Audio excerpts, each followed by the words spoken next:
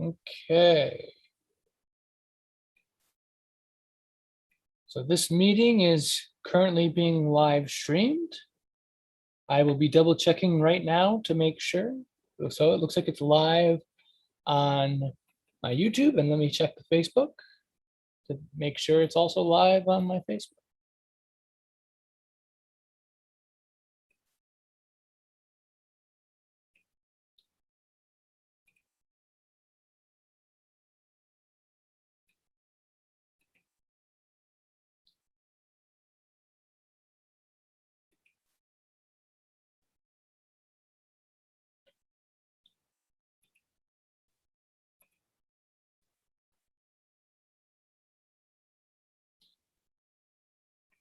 So it doesn't seem to be live streaming on my Facebook at the moment. Oh,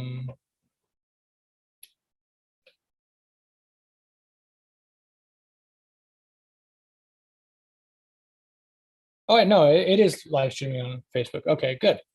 So, all right. So I'm gonna share the screen again. Just for people who are watching, if they're going to be watching on YouTube or on Facebook, I'm going to be sharing a link for you guys. If you want to join us in learning Hebrew together, we're doing a live class right now. So if you're interested, I will be sharing that for you guys. Here in the chat, I'm posting the link once again. If you don't have Hebrew font on your computer and you want to participate in the exercises with us, the practice exercises, you can use lexilogos.com/keyboard/hebrew.htm. So let me share the screen so people can see the link to join in if they want to join in our call from YouTube or Facebook. All right, so here is the link for those who are interested to join in our call today. So while we're waiting, there is one other person I'm waiting to come on in, hopefully, but we're gonna actually get started. We're not gonna wait for him, but as I have it here, everyone, I recommend opening now in a browser, blueletterbible.org. If you also have a program on your computer, a Bible software program like Logos or eSword, you can use that as well. Basically, any program that shows you the English text as well as the Hebrew text will be sufficient to do the practice exercises. So at the moment, I'll stop sharing the screen, but I will share the screen again at certain points. So let me know, guys, when you have, if you're ready, if you have the browsers open, and then also, I would really like it if some of the people on this call would be willing to share their screen when they're doing the practice. Not every practice exercises, but like we'll take turns. So one person will practice and we'll watch as they do the practice. And you can practice at the same time, but we can watch as the person is practicing. And not everybody here has to practice themselves. If they're not comfortable, what I mean is practice by sharing their screen. You don't have to do that, but I would like at least a couple people to do that if they're able to and willing to. Worst case scenario, I'll just share my screen the whole time, but it would be nice if other people also contribute and it'd be more interactive that way. So do we have any volunteers for anyone who would like to start the practice? Or do you guys want me to do the first initial practice exercise?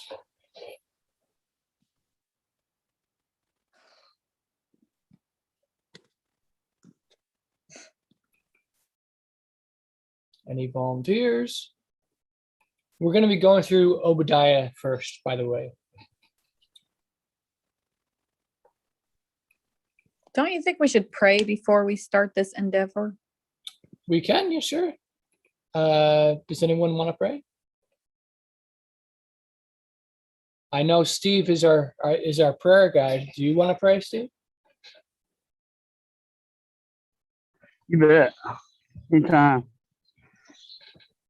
Dear Heavenly Father, I'd like to thank you for this opportunity to be with these brothers and sisters and learning your language you gave to the Israelites so many years ago. Hopefully we can spit it out and understand it ourselves. We thank you and give you all the glory. In Yeshua's name we pray. Amen.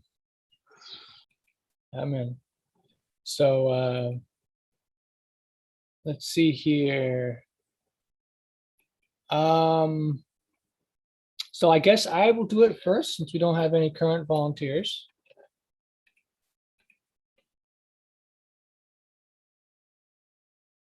So I'm not sure if you actually need a webcam to share your screen. Do you guys know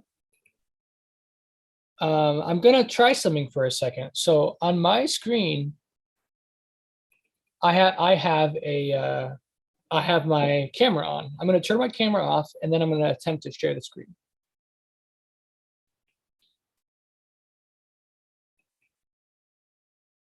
Oh, and I might have to give you, I'm not sure if I have it so that it's possible I have it turned off for people being able to share screen. So if you guys can see me sharing the screen, then you don't actually need a camera to share your screen. You just need screen sharing capability on your computer or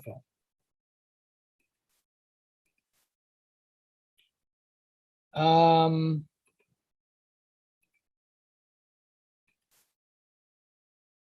Okay.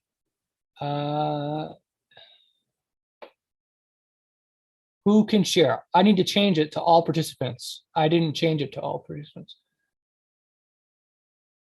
Okay. Now, see,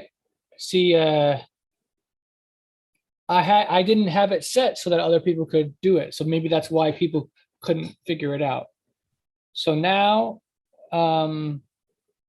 if you were trying to do it, you can do it now if you want to do it. But it looks like we got some shy people today. So I will start and then we can have more people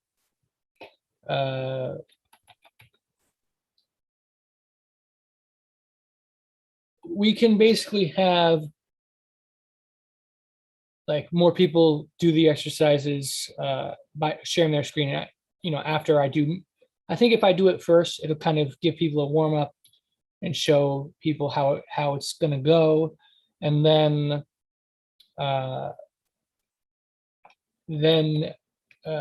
they can do it after. So I'm actually going to use Bible Gateway to copy and paste the Hebrew text because it allows me to copy the entire text, whereas Blue Letter Bible doesn't. You can't copy the entire Hebrew of the whole thing, right?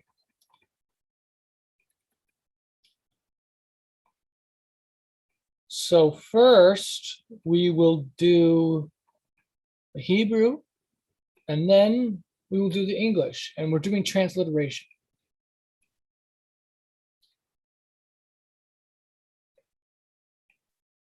So I'm going to paste into the file.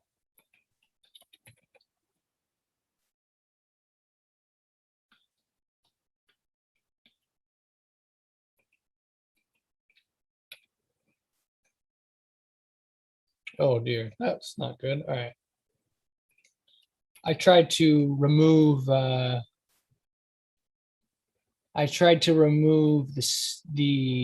format and it made it too smushed together. So I'm just gonna copy and paste as is.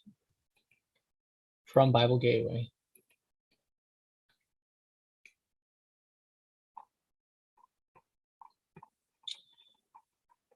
Okay.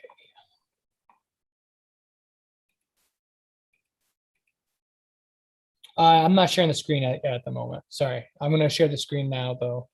Yeah, I had turned the screen sharing off just so I could copy and paste it properly. And should be able to see it now. So now I copied and pasted it from Bible Gateway.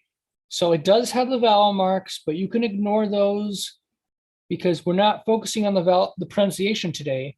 What we're focusing on in particular is the correspondence between the letters, because like I showed in the first lesson, the English alphabet is directly originated from the Hebrew alphabet through the Greek alphabet and the Latin alphabet, because the Greek and Latin alphabets are ultimately derived from the Hebrew alphabet. They took the alphabet from the Hebrew alphabet.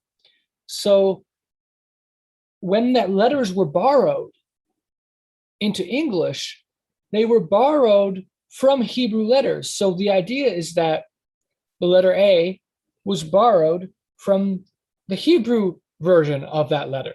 And that Hebrew version, the origin of that letter is Aleph, the first letter of the alphabet in Hebrew.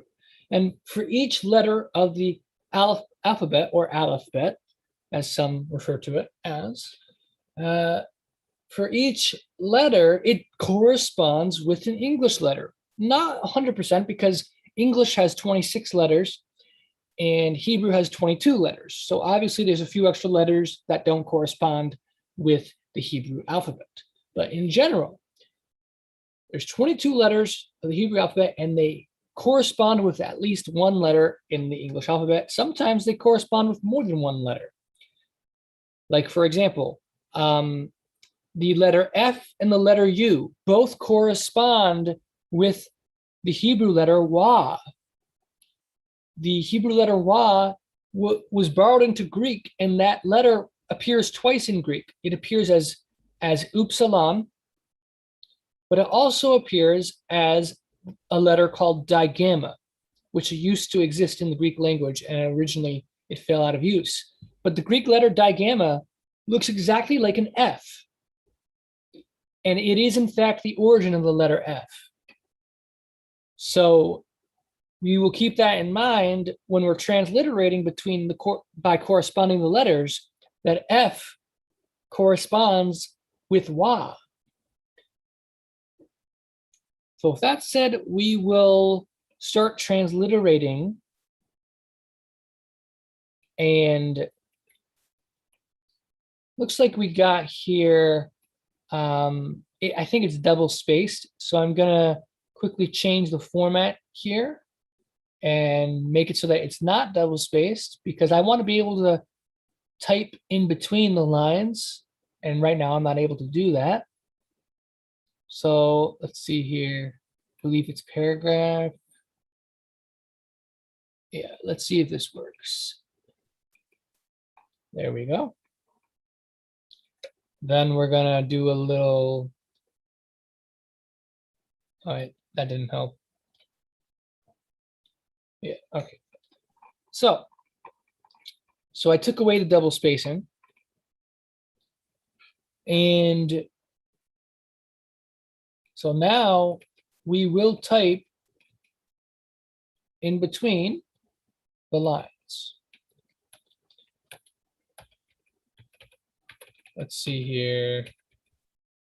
So I guess what I'll do is I'll type not in between each line, but in between each verse I will type. So there will be cases where I make a mistake.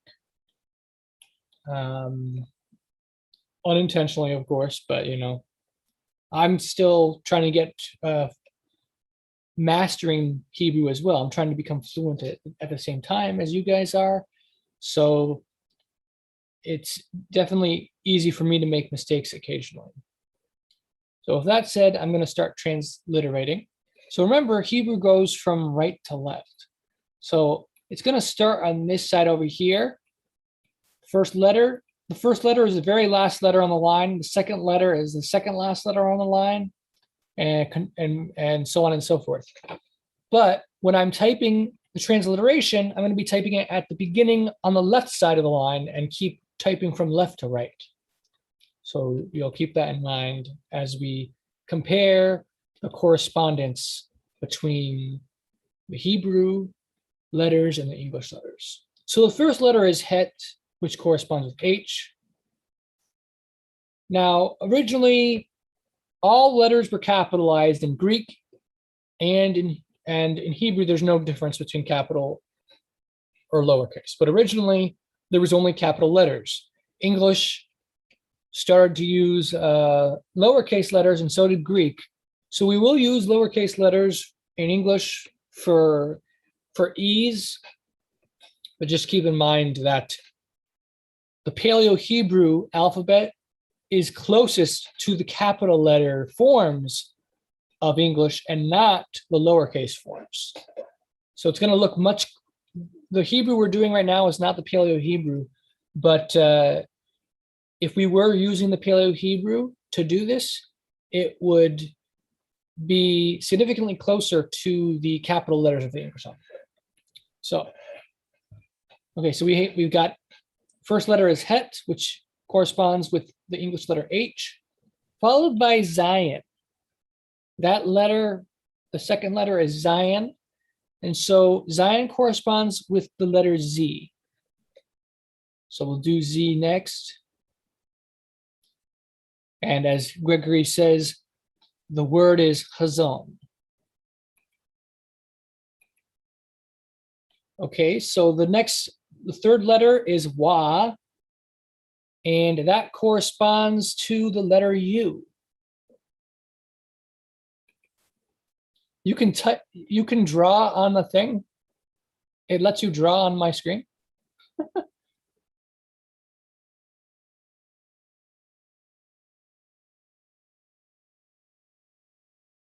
I didn't know it lets you do that.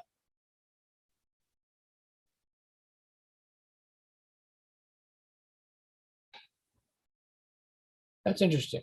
Can other people do that?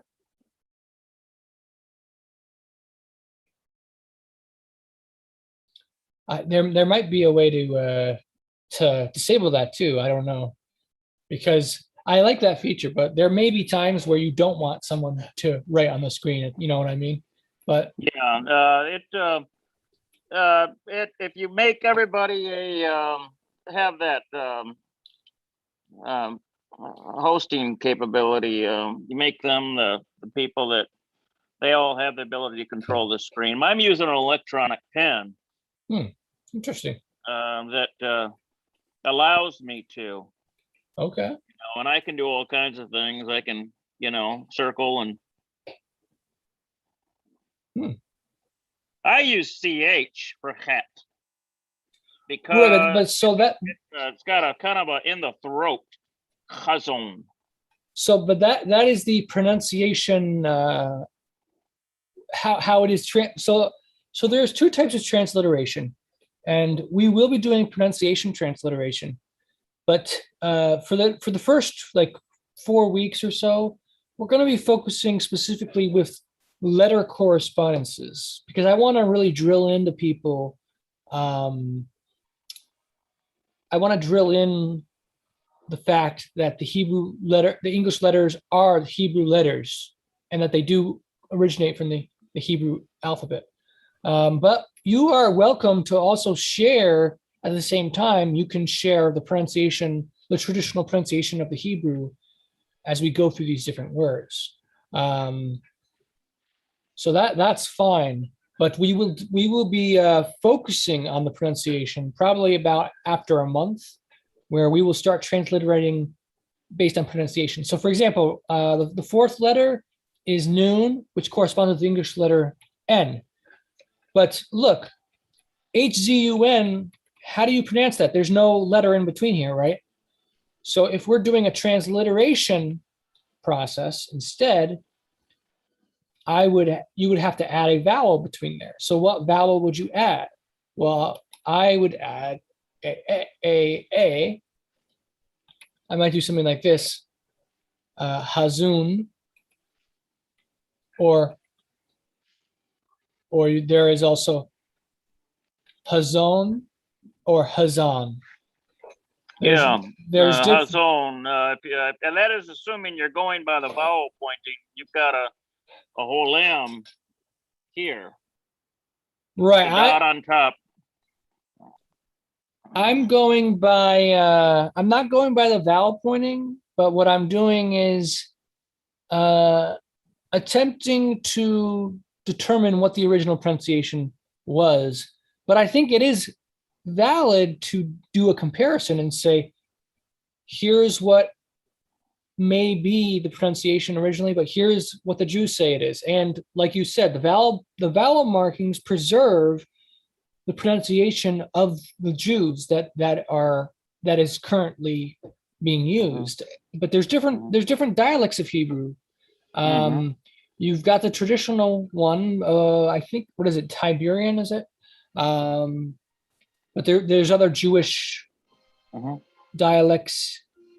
And then there's also like Sephardic, Ashkenazi. You've got Yemeni. Yemeni is considered closest to original, at least a lot of scholars say. The first Hebrew primer that we use uses Sephardic, which is more Middle Eastern oriented, more so than what European Jewry uses. Because European Jews being spread in Europe through the centuries, they picked up, they lost the original sounds in many ways. Yeah, and so the Samaritans have their pronunciation, and if you look in the Septuagint or the Greek, Origen in ancient times, he did a special version where he transliterated every Hebrew letter of the Old Testament into Greek letters, and the whole thing is not preserved, but fragments of that are preserved, and the fragments do show a pronunciation dialect. And then there's also the Dead Sea Scrolls, which have their own unique dialect, and the pronunciation somewhat differs in Dead Sea Scrolls. But also, when I speak of original Hebrew, I also want to emphasize that I'm also talking about the Hebrew, if you go back far enough to the time of Abraham. And so the Hebrew that Abraham used and Moses used is actually quite different than any Hebrew preserved by any group, because if you think about it, just like English, like if you look at the English language, it changed significantly over the course of 1,000 years. From the year 1000 AD to the year to the 1800s. Like, so in a period of 800 years, it went from Old English, which is very archaic and completely different, like so many differences, to modern English. Like, so 800-year time frame in the language radically changed. So you're looking at Hebrew from the time of Abraham, so let's say 1800 BC-ish, all the way to the time of David. That's 800 years right there. And then you have an additional, it's more like 1,000 year, or see, when was David? I think he was in the 900s or something. But anyway, so like 800 to 1,000 years from the time of Abraham to David. Then you got an additional 500 or so years from then to the Babylonian exile, the end of the Babylonian exile. And then you have the Second Temple period, where the Hebrew language changed a lot. And then you have what's called Mishnaic Hebrew, where that also is very different. And then, of course, you have modern Hebrew, which is very, very different. So over the course of time, Hebrew has changed a lot. And if a language like English can change in just 800 years, I think we'd be fooling ourselves to think that the Hebrew of the Bible is the Hebrew that Abraham and Moses used. I just don't think it's very likely. but I'm not saying that Hebrew is a completely different language, but it's just it's a the Hebrew, the biblical Hebrew that we're familiar with is a later version of it with differences from the original. So what the goal is for our studies is to learn biblical Hebrew, to be able to read the Bible, to translate the Bible adequately, including the Dead Sea Scrolls, including the Samaritan text. We want to be able to read fluently and understand all these texts. We also want to have a good enough understanding to be able to transition into Mishnaic Hebrew. And it would also be ideal, but it's not our primary focus, but it would be ideal to also have a handling on modern Hebrew to a certain extent, so we can understand the whole history of Hebrew. But like we said, the primary focus that we should probably all have is properly understanding the Bible and interpreting it correctly and translating it properly. So with that in mind, because the Hebrew Bible is primarily in biblical Hebrew, which that biblical Hebrew is of a later stage, and it's much closer to the Hebrew that the Jews follow. Because of that, we will be prioritizing that as the language we're learning. However, the Torah was the Torah that we have is a later version of an earlier text. And the earlier text is written in a far older Hebrew, like the Hebrew that Moses wrote and the Hebrew that Abraham wrote, significantly different than the Hebrew that David and Solomon wrote and the people after and the prophets after him wrote. So there are passages in the Torah, and the Torah is the foundation of our faith, right? So there's passages in the Torah which we need to understand the even older Hebrew to be able to properly interpret certain passages, I believe. So that's why we're also going to be focusing to a certain degree on the older Hebrew. And part of that is learning the older pronunciation that once existed. But if we're going to be communicating in Hebrew, ideally we'll be using a Hebrew that's closer to the Hebrew that the Jews use, so that we can also communicate with other Hebrew speakers. But an example of how Hebrew changes from the original Hebrew is Arabic is a descendant of the original Hebrew. Arabic preserves it preserves a lot of the same Hebrew words. It's the same Hebrew words, but they are pronounced differently. And their pronunciation has a different, what you would call a dialect, essentially. And so, for example, this is a phenomenon that scholars refer to as the Canaanite Shift, so it happens in Hebrew compared to Arabic and other what they call Semitic languages. And what happened is that Hebrew pronounces words with an O sound, like Elohim and Moshe. Right? It has the O sound.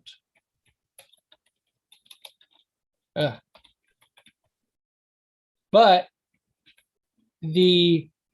Arabic has an ah sound, like an Elohim or Allah, and it would be Masha probably.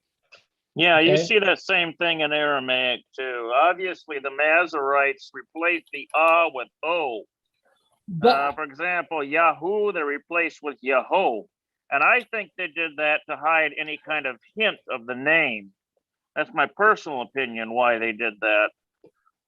But yeah, that's when you study Arabic and Aramaic, that becomes clear. well, there's also a simpler explanation too, and that is, if you look at the English alphabet or the English language, you look at the letter O. How do you pronounce the letter O? You can pronounce it as O, right? But you can also pronounce it as ah, like hot, cot. right? But it also has the O sound. So I believe that in ancient times, the wa was kind of regarded as like an O letter, but it was pronounced by some, or sometimes it was pronounced as a O sound, and sometimes it was pronounced as an ah sound. And so over time, one dialect decided to go with the ah sound, and the other dialect decided to go with the O sound. So they both derive from the same original letter, not correspondence, but the letter value that was assigned to it, the vowel value. It would be like a O, but would it be a O as in like the O sound, or an O as in the ah sound? So I think many of the differences between Hebrew and other Semitic languages for pronunciation purposes do originate from these type of sound confusions. And these type of sound confusions occur in many different languages. It's not limited to Semitic languages, but languages across the board. Like Romance languages, they differ pronunciations between the different Romance languages. And English language, you compare the words to Latin, there's differences. Like you've got father, right? But then you have in Greek and Latin, pater. It's the same word, but it's pronounced differently. It's kind of like, you know the letter pay, the Hebrew letter pay. Pay in Hebrew is pronounced as sometimes as P and sometimes as F. And so one group of people were pronouncing it as father, and the other people were pronouncing it as pater. And then and the same thing with the letter, the Tav letter. Hebrew speakers pronounce the last letter of the Hebrew alphabet, Tav, sometimes as a T and sometimes as a TH sound. So look, you got pater and you got father. That's because their different groups had different dialects, even for other languages, and the different dialects were pronouncing some of these sounds differently. When certain letters can be pronounced more than one way, that allows for ambiguity and that allows for confusion over time. When one group decides to go with one pronunciation and the other group decides to go with the other pronunciation. So hopefully that makes sense to you guys. So how can we cover primordial Hebrew? There's no 100% surefire way to do that, but there's certain principles where we can get a good idea. And like I've mentioned before, I believe Akkadian is very close, not 100% the original Hebrew, but I think Akkadian is significantly closer to the Hebrew language than any other language in terms of grammar and a lot like pronunciation as well in many ways. So I think we can look at Akkadian and languages like Arabic, Ethiopian, Aramaic, and Hebrew, and looking at, of course, the Dead Sea Scrolls too, seeing how they pronounce things and then piecing that together. And also the letter correspondences, looking at the Greek alphabet and seeing how did the ancient Greeks pronounce these letters when they borrowed the letters to make the Greek alphabet.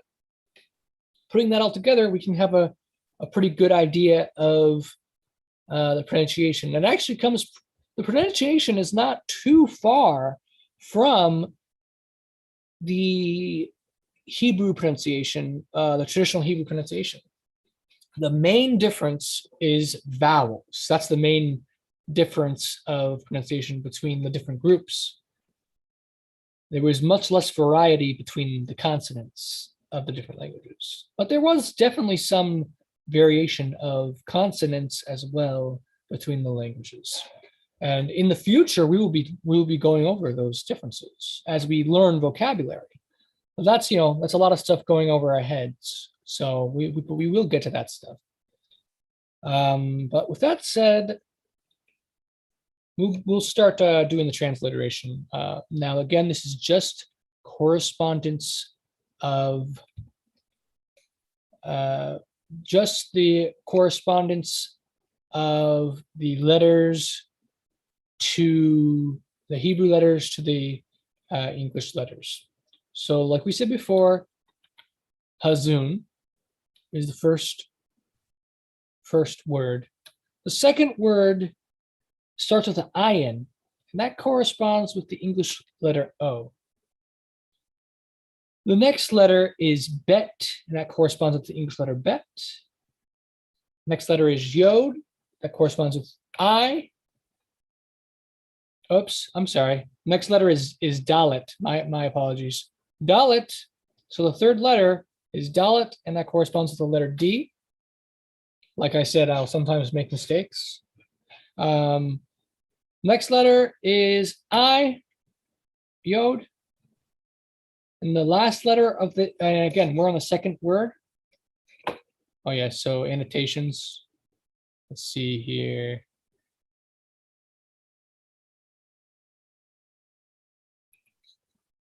I'll get used to this. Yeah, so we're right here. And the last letter of that word is hey, and it corresponds with the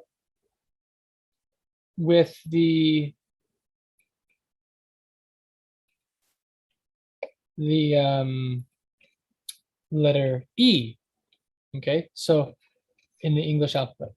So that looks very similar to Obadiah, right? That's because that is the name. That is the Hebrew name of Obadiah right there. So Hazun Obadiah or Obadiah. Then we've got Kaf, which corresponds to the letter K. And then once again, that's Hey, so that's E. Then Aleph is A. Mem is M. Resh is R. Aleph, Dalet, Nun, Yod, Hey, Wah, Hey. What do you think that guy? What is that, guys? Yod, Hey, Wah, Hey. Anyone want to guess?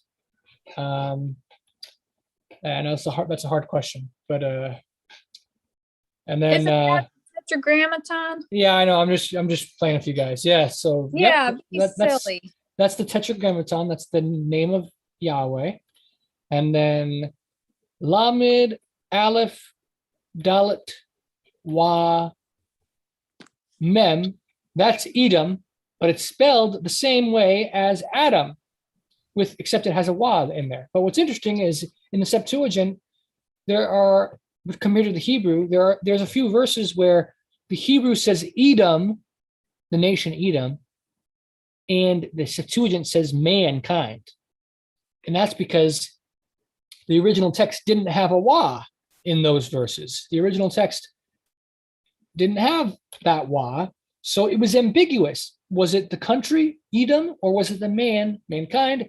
And so the Masoretic scribes believed it was Edom, and they added the wa. And the Septuagint scribes believed it was mankind, and they did not add a wa in those verses in question. I don't have the verses offhand, but there are verses where that happens. So, okay, so then Shin corresponds to the English letter S, then Mem, Wa, Ayin, Hey, Shin, Mem, Ayin, Nun, Wa.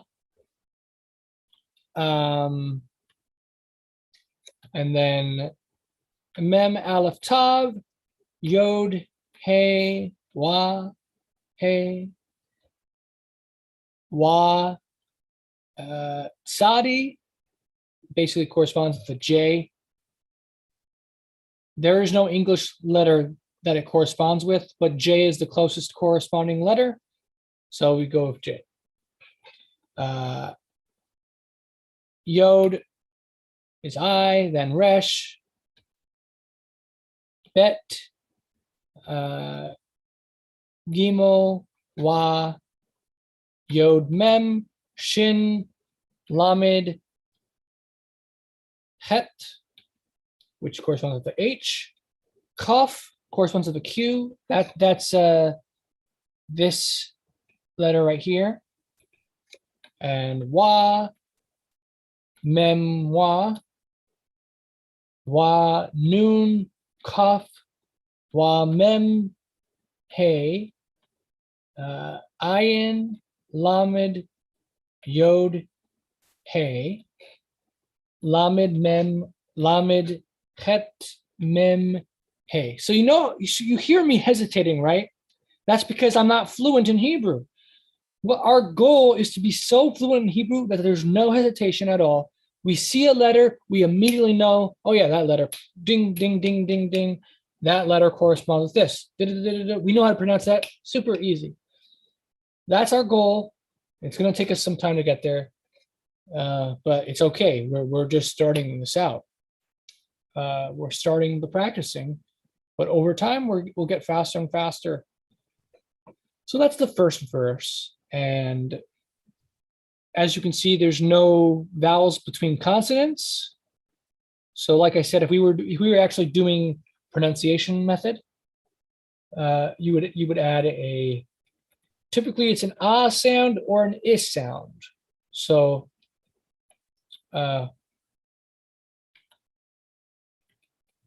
so if you were just to add the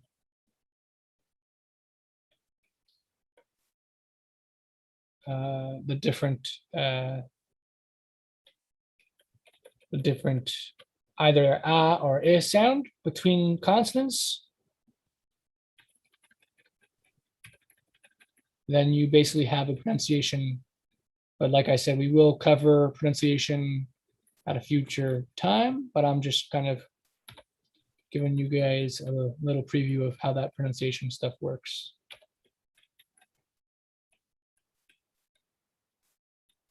Let's see here.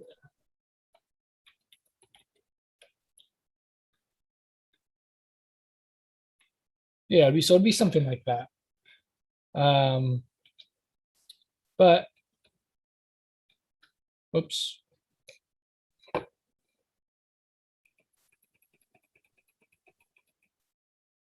Okay.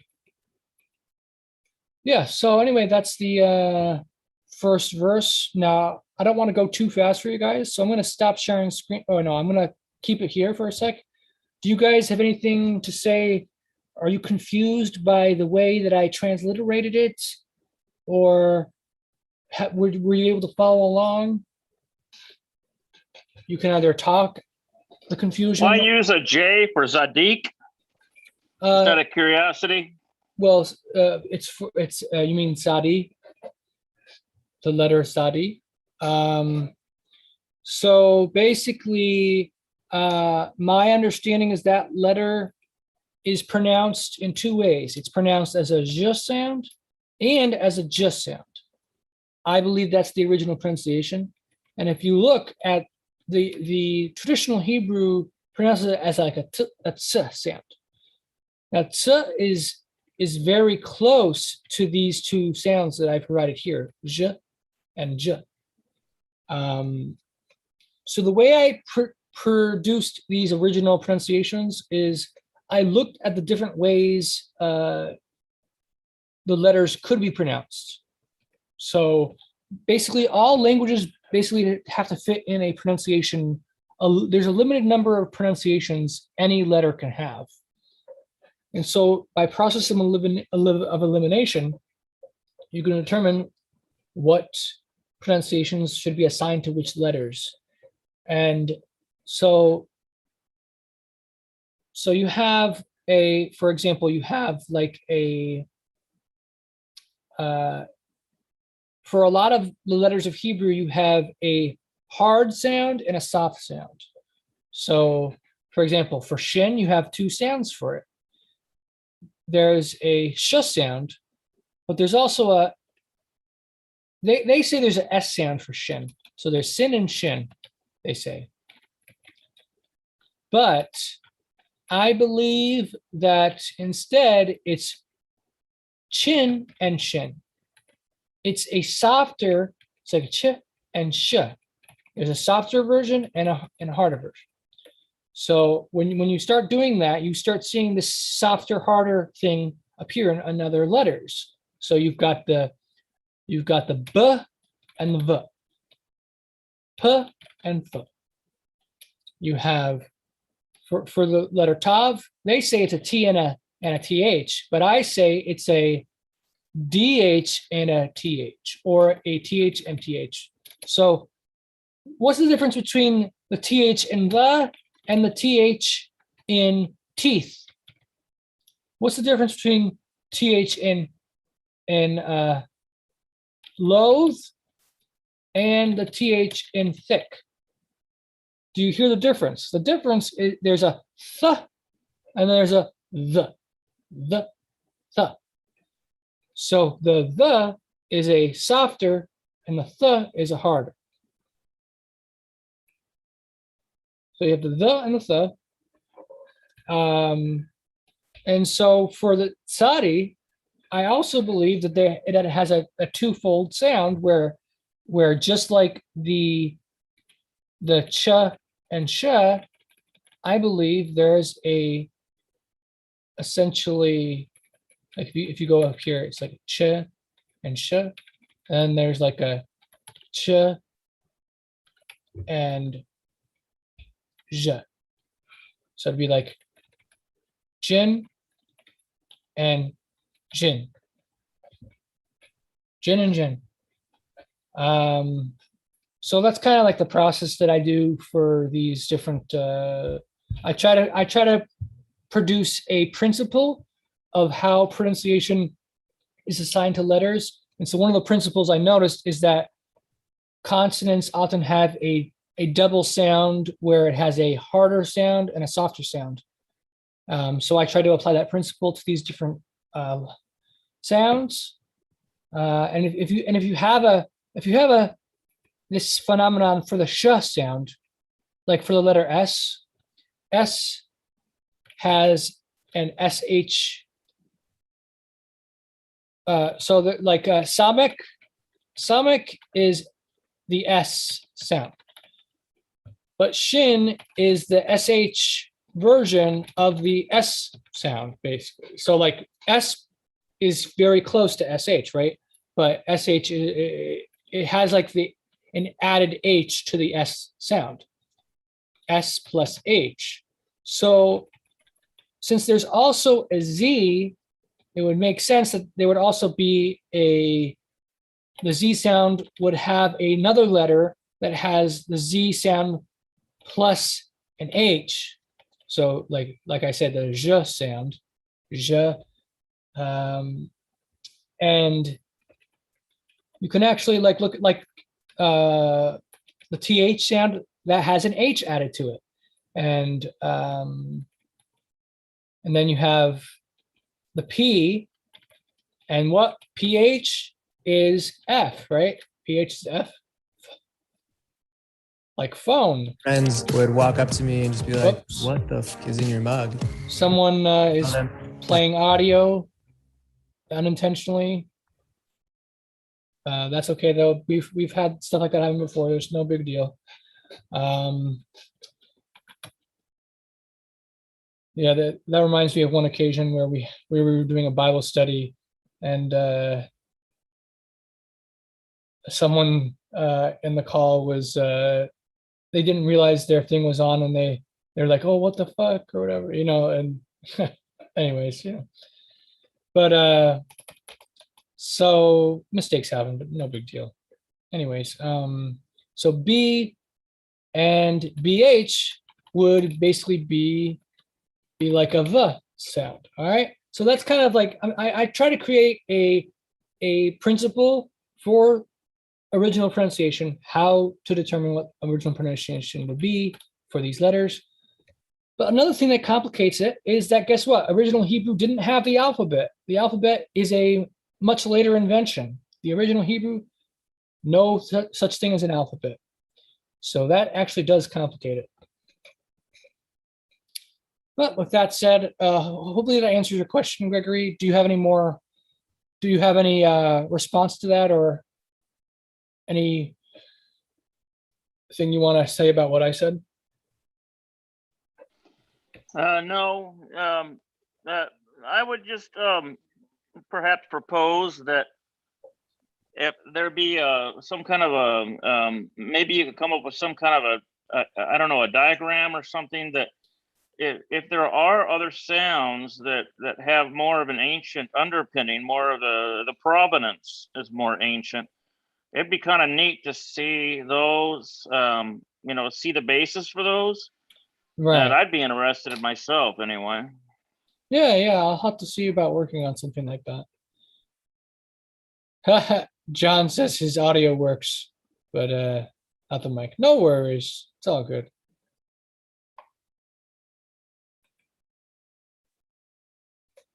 And some people also learn better when they're doing other things at the same time.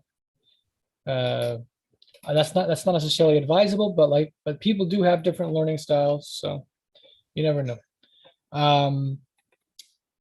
All right, so now that I've done this, I've done the first verse. Does anyone else want to practice in my stead? I would strongly urge someone else to do it. Gregory is pretty familiar with the Hebrew, although he might not be familiar with the way we're doing it right now in terms of corresponding it, but he has a pretty good handling on it. So it would be nice if there's anyone else who would volunteer first. I'm not saying Gregory can ever participate in the volunteering, but I'd like to have at least someone new who doesn't know Hebrew that well try to do it. But like I said, you're not forced to do it.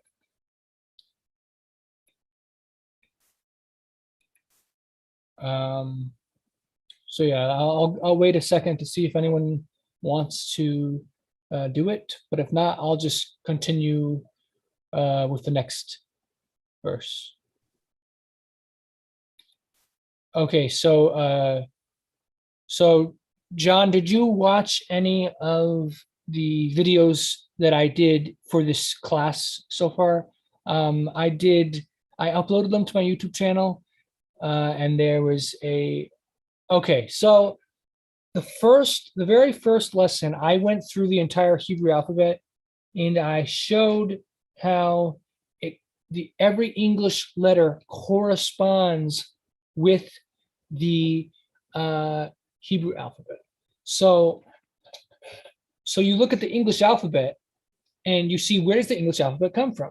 Because originally the English alphabet is not English. Originally, English speakers used something called runes, or what the runic alphabet. Prior to that, or basically, English became Christianized by Romans or other Latin people. And so because of that, the Latin alphabet then was passed on to the English speakers. So English speaking people stopped using runes because the runes were considered pagan. The runes were used with magic rituals and worship of gods, English gods. And so the church wanted to eradicate that. And so they strongly imposed their language upon the people. So they started having the people use the Latin alphabet to write English. And ever since then, English has used the Latin alphabet. So where did the Latin alphabet come from? You look into that and you see that it ultimately derives from the Greek alphabet. Okay, where did the Greek alphabet come from? Well, you look into that, the Greek alphabet, according to historians, the Greek alphabet comes from the Phoenicians, and the Phoenicians spoke their language, which scholars call Phoenician, but the Phoenician language is a dialect of Hebrew. It's not really any different than Hebrew. So the Greeks took the alphabet from the Hebrew alphabet, and the Hebrew alphabet at the time is very different from the Hebrew that is used in the Bible. The Hebrew that the Greeks took to make their alphabet is called Paleo-Hebrew, and you'll see that in a few manuscripts of the Dead Sea Scrolls. Paleo-Hebrew looks very close to English letters, significantly closer to capital English letters. And that's because the Greek letters were borrowed from those Paleo-Hebrew letters directly. And so if you watch the first video of this series, I do have a playlist on my YouTube channel. I got to make sure they're in the proper order. It's possible, like I'm adding the videos to the playlist, but it's possible the playlist might be out of order. It might be, the top video might be the most recent one. And I want to make sure that the top video is the first one, but they are labeled. Each video is labeled lesson 1, lesson 2, lesson 3. So go to lesson 1. If you watch that, you will see that I go in depth to show the correspondence between the English alphabet and the Hebrew alphabet. So what we're doing today is we're using that information that we've covered already, and we're then practicing corresponding the letters. So hopefully that makes sense. And sorry that you didn't get a chance to see that, because it definitely provides some helpful context. But in reality, a lot of people watched it. A lot of people here participated in that, or they later watched it, but it's still new to them as well. So they don't have, they don't remember that, everything I said in that video, but it certainly helps to see that, to be able to follow along. So, all right, looks like no volunteers at the moment. So we will go to the next line. And so once again, let's see here. Maybe we'll do annotation instead.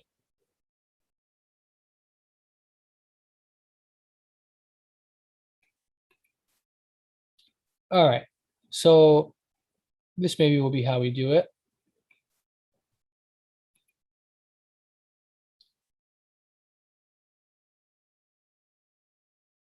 Wait, hold on. Oh, are you saying that you have the keyboard and you're trying to type in the Hebrew font and it's typing the wrong letter? Is that what you're saying, John? Okay, so that is something we talked about in the group chat. So basically, unfortunately, there is a problem where so if you're using your phone or a computer, there's something that you can actually make the font for the computer or phone. But when you do that, the letters are all jumbled, and they are arranged according to the Hebrew keyboard that Israel uses, which is very different order of assigned keys. But if you have a font for a document file that you've downloaded, the letters will be closer to the English alphabet, but not exactly. So what I did was I copied and pasted. So, but what I can show you guys is I can show you my Hebrew font. I have a font here, which is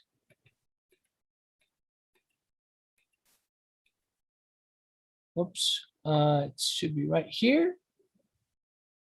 All right, and so I always try to make it 20 size font, because when you convert it to Hebrew, it often makes it smaller sizes than English letters of the same size. So like size 12 font for English letters is bigger than size 12 font for Hebrew letters for some reason. So that's why I always change the size. All right, and so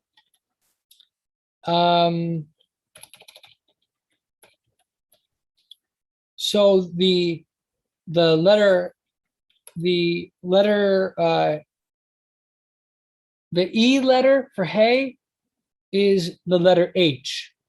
The H letter is letter X for me. So if I type X, that makes Het. Now this is only for my font BWHEBB. So Q is cough, so that's correct. Wa is W is wa, that's correct for my font. E doesn't do anything. It just has these vowel markings. So E doesn't correspond with anything on the keyboard. But R corresponds with resh. So that's correct. T is correct. Y is correct. U doesn't. They make it a vowel marking on this font that I'm using. I, they make it a vowel marking. O is a vowel marking. P is correct. Then they make the left bracket into ayin for some reason. So left bracket is ayin. Then A is aleph, that's correct. S is shin, that's the correct pronunciation, but that's not the correct correspondence. S, let's see. And so then D is dalet, that's correct. They have F as shin, which is very weird. But so they make on this particular font that I'm using, again, it's BWHEBB. They make that into it's actually, I think that's sin, because it has the vowel marking there, right? You see the vowel marking on it. I think that makes it a sin. And then the superlinear dot on the left-hand side is seen. yeah. And then if it's on the right hand, it's S softer, SH. Yes. Sheen. So you will see that in a second.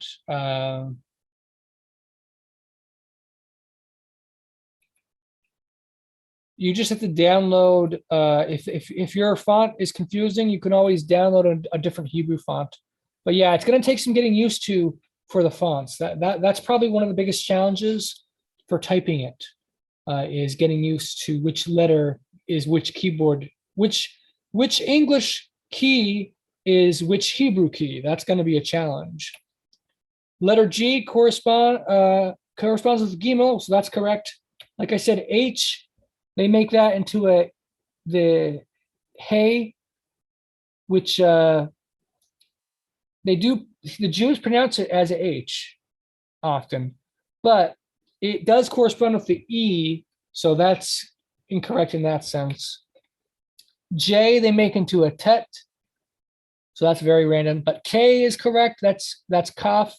L is lamed, and then you've got Z is Zion, so that's correct.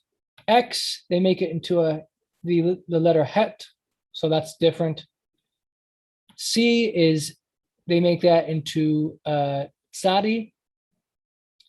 V, they make V into the shin. Bet is B, Nun is N, M is mem. So of all these, it's very close. The only letters that are not in their correct keys, according to the correspondence method that I've shared with you guys, are this letter, this letter,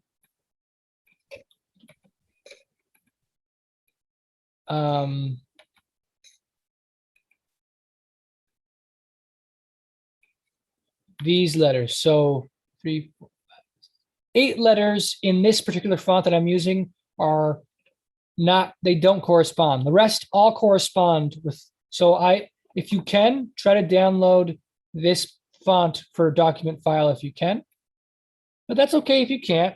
As long as you have a font that works for you and you're used to it, that's good. But I had to temporarily stop sharing screen for a second. But if I change my computer language to Hebrew, I just changed the computer keyboard. Now, if I share my screen and start typing it again, instead, it's going to be very different for the key letters. All right, so hold on. All right. So now Q is nothing. W is nothing. E becomes Q. So that's incorrect.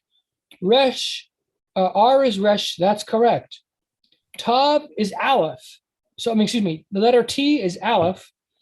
And what I'm talking about is the keyboard.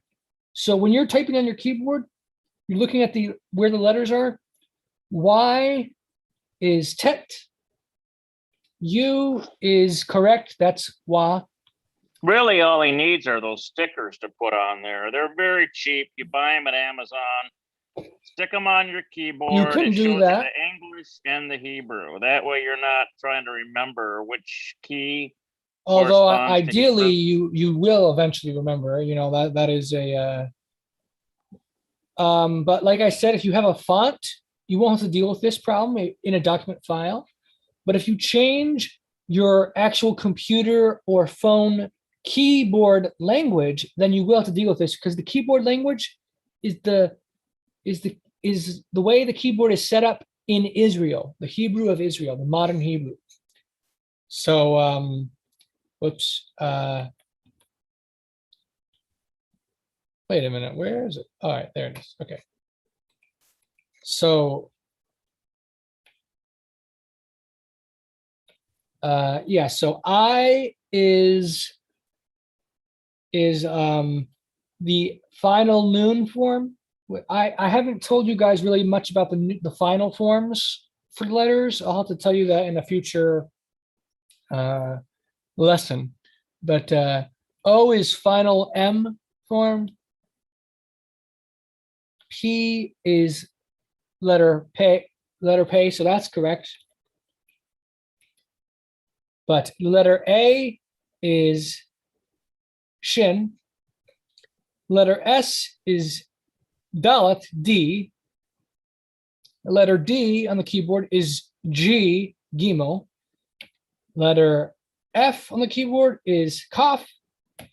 G is Ayin. That's because Ayin is sometimes pronounced with a GH type of sound, a Ga, like Sodom and Gomorrah. So that's why they have Ayin as a G. But yeah, so then H is Yod. J is Het. K is Lamed. And Lamed is final K. And semicolon is final P, final P. Z is Zion, that's correct. X is Samek, that's actually correct. C is Bet, V is Hey, B is Noon, N is M is Sadi, and comma is T, and period is final Sadi. So yeah, like I said, that's very confusing, completely different, doesn't correspond at all to our keys. It's going to take some getting used to learn if you're using that method. And that method occurs when you change the actual keyboard to your phone or computer. But when you're using a font for a document file, it's not going to be that out of order. Like I said, if you can find this font, BWHEBB, it only has 8 letters out of order. Everything else is in the correct key placement. But the downside, there is one downside of using fonts. If you're using this font, it does not type right to left. That is the biggest downside to it. So you have to basically type backwards when you are doing stuff. So let's say I want to type the first verse of Genesis. In the beginning, God created the heavens and the earth. So I would actually have to write backwards, or I could type the verses, like I could type the words like, so in the beginning. Oops. That's right. I have to switch. I had to switch back to English keyboard.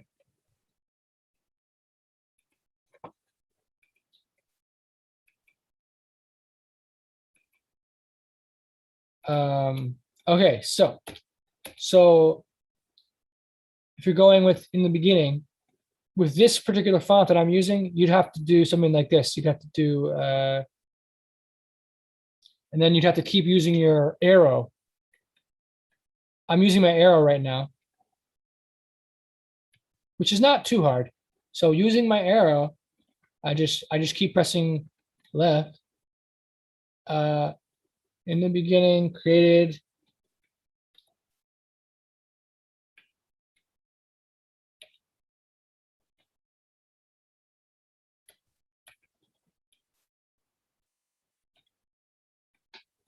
Okay, God.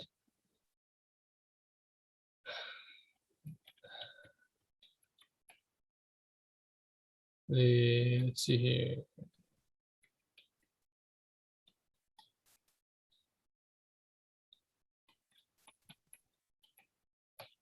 But yeah, so it's a little bit, makes it a little bit complicated when you're doing it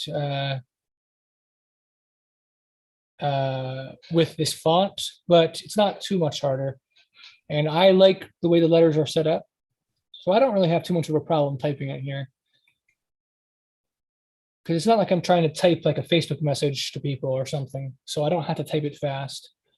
But if you're really looking to type it fast, you might want to get used to the Hebrew keyboard and learn it.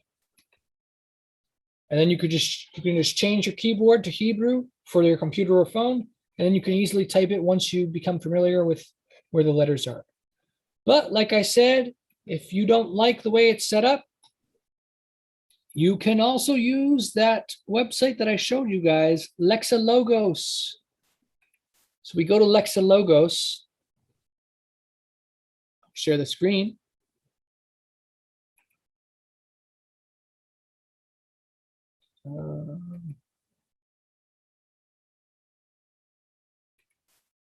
Okay, Lexilogos. So you notice here how it gives letters, English letters, the Hebrew letters. That's because you can go to this box right here, and you can type those English letters in the box, and it'll automatically convert them to the Hebrew letters. So let's say I want to say Elohim. So I type. It tells me to type A to make Aleph. So I type A. Whoops. Yeah, and there you go. It converted it. Now I want to type Lamed. It says to type L, so I type L, and it converted it. Then I had to type H, so it tells me to type, hey, so it tells me to type H, so I type H. So this could help you guys learn by using this website, because it tells you it basically doing the same thing Gregory just said. It's putting stickers on it, but instead it's stickers on this website, which might make it easier for you guys than actual stickers. So then Y is Yod, and Mem. If you're doing the final form, you just have to press M and then space, and it automatically converts it to the final form. And it's actually pretty close to the letter to the font I have on my computer. It's actually pretty close. Not 100% exact, but pretty close to that same font that I have on my Microsoft, not Microsoft, but on my document file. But yeah, so definitely recommend this website for those who are having trouble with that.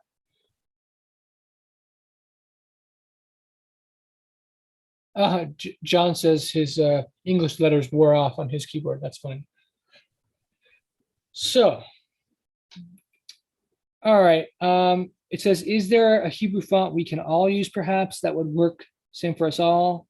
Well, I could try to see if I can give you guys that font that I have, if I can make copies and give it to you guys. Oh man, I had my camera off the whole time, but that's okay. Oh well. I'm also, so it's being live, So it is being recorded, but it's not being recorded on Zoom, but it's being recorded on Facebook and and my YouTube page. So, all right, come on, guys. Anyone want to practice and do it? Share their screen, or are they not ready?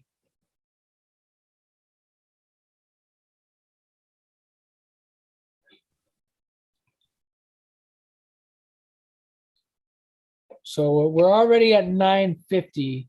I did say before that I don't really want to go beyond the 2-hour mark for any of our meetings. So we will go on. But well, so here's a question. Even if you guys are not sharing your screen, is anyone practicing right now, like on their own screen or in a document file or anything like that? Are they trying to do the same thing, or are you guys just watching me do it? That's fine if you're just watching me do it, but I'm just curious if anyone is actually practicing themselves. Anyone want to share if they're actually practicing or not at the same time?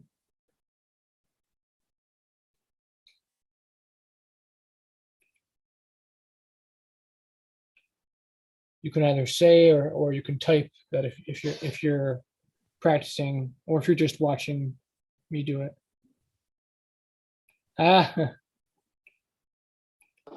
It might be a good idea to have the thing that you want them to practice on put on the screen, and then they can always write over that and practice. Some people might not be too adept at sharing screen, Onieh. Just a Okay. thought. Well, let's test that for a sec. Let's see if people can let's see if people are able to do that. Let me switch it to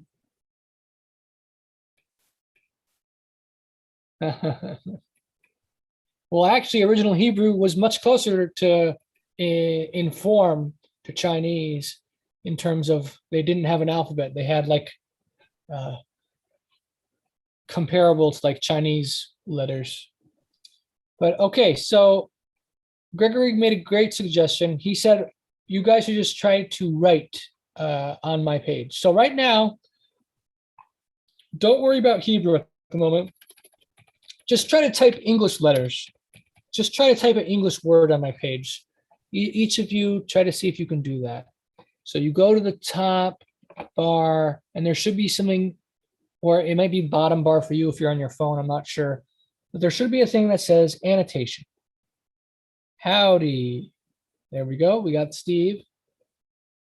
Or anyone else want to try to type to annotate to see if they can actually do this? Because then we can do like Gregory said, we can just type on the same screen.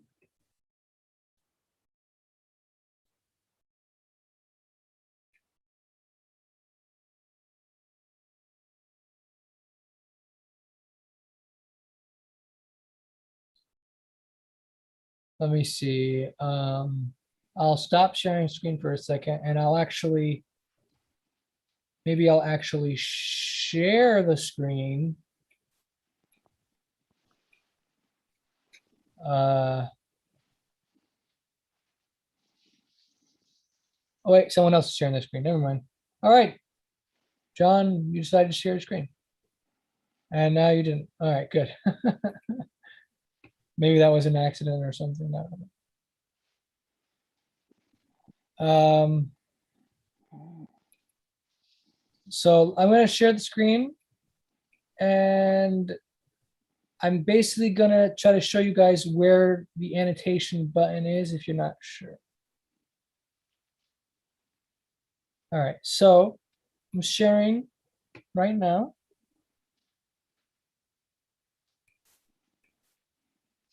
So do you guys see this bar at the top? It should show you the bar. Do you see it or no? Gregory, can you say if you see it? It might not show up. It depends how Zoom does it. Does Zoom show this bar pop down or no? I'm seeing the whole document. But so you don't see the bar popping down. No. Okay, No. so Zoom must edit that out then. Just your pointer. Because I was trying to, yeah, like right now, the pointer should be on pause share and annotate right here, but it's showing me when I'm doing this, all it shows for you is my mouse over part of the document. Over to the right of it. Like it doesn't show it on any bar or anything, like from No Zoom. drop-down menu or nothing. Okay, so yeah, Zoom must edit that out. But basically, all right, hold on.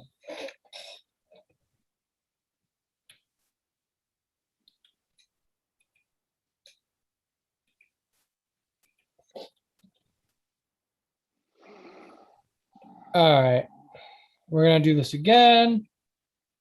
I'm gonna share a screen.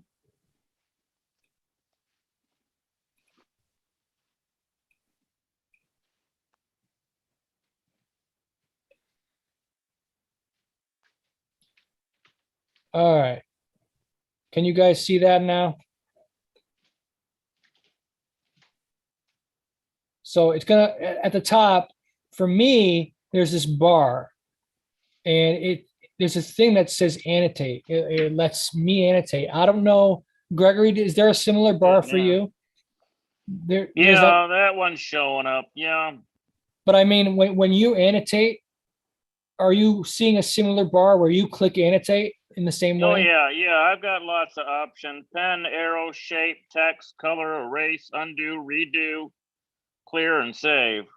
Yeah, so there should be like a bar like that somewhere that allows you guys to actually write or annotate. It's possible not everybody has that feature on their Zoom though. I don't know. It said, John says he can annotate, he can see annotation, but when he clicks, nothing happens. Well, John, you were able to share your screen. So if you ever are comfortable in the future sharing your screen and you want to do the practices, you can, like in a Microsoft file. I know that some people are funny with sharing their screens because, maybe they have personal information that they don't want people seeing, like, it could be anything. Some people don't want Facebook to know stuff about them, or YouTube and things like that. So I could definitely understand hesitation to share screen. But I do like this annotation idea. You had all your passwords open. Well, hopefully they didn't get caught in a video. If they did, then I can potentially try to make a version where it doesn't have that, but we'll see. Or maybe I'll try to hack into your computer or something, but we'll see. Oh, okay, so it probably wasn't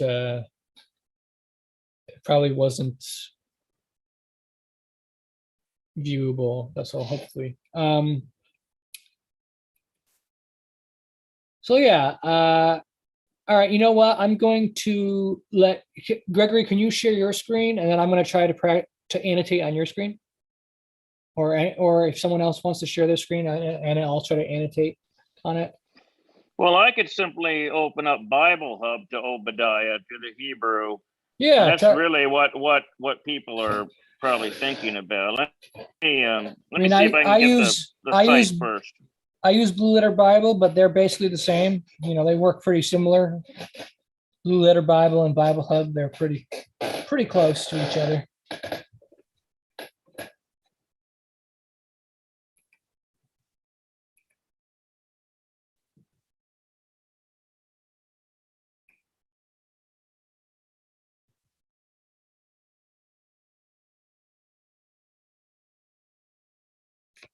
So my thoughts based on how this particular meeting has been going, I'm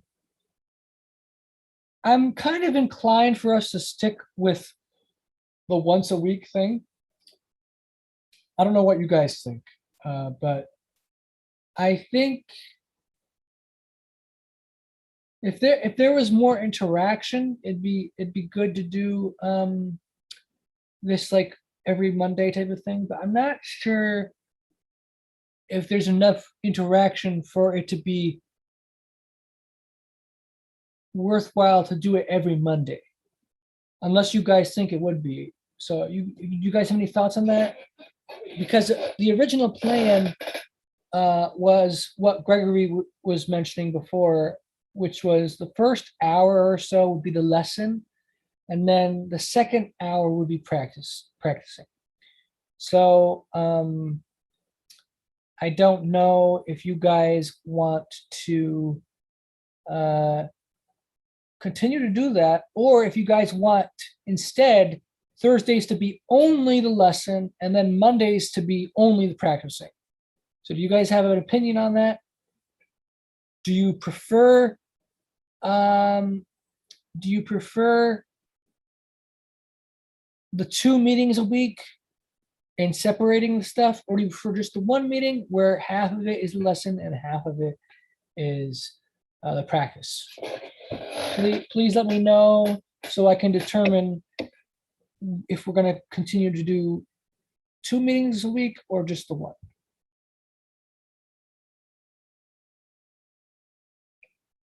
The other downside is that typing it makes it's kind of writing it by annotating can be a little bit tougher unless you're on your phone. It's not too hard on your phone if you have a stylus, but on my computer, it's harder to do it with a mouse.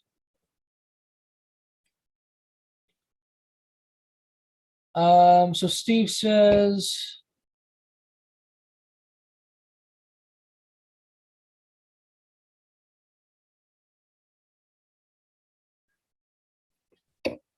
he likes that we're doing this, but it's tougher for him.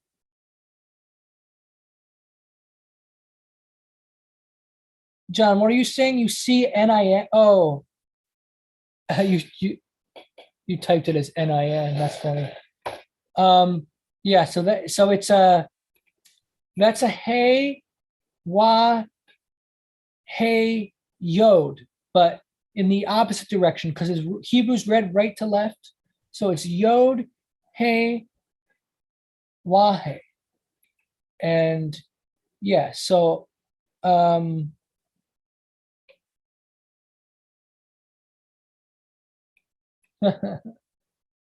actually, what's pretty funny is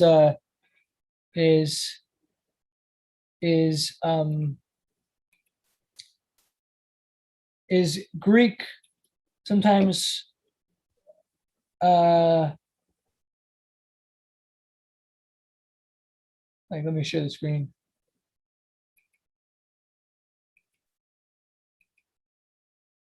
It was rendered in Greek occasionally as PP, basically, which of course, we don't want to make light of his name, but that's actually how they basically rendered it, strangely enough.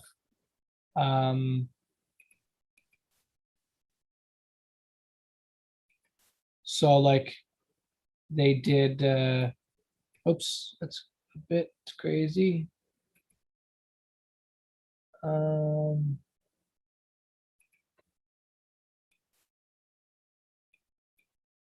Like Greek is left to right, so they did, or not. So they wrote it the right direction. They wrote it the Hebrew direction, but yeah, so they kind of wrote it like this, which makes it look confusing. But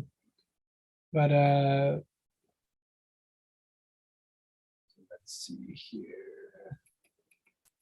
But the main way they wrote it in Greek was they transliterated it, and they did Yao or Yahoo.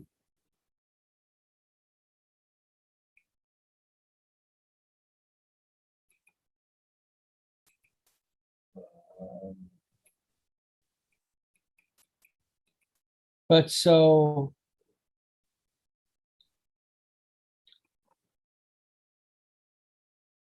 if you go to the, yeah, I can go to Blue Letter Bible. Let me see.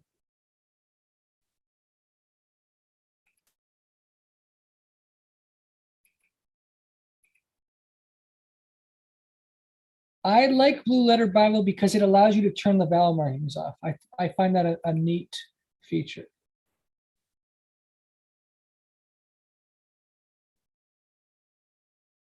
So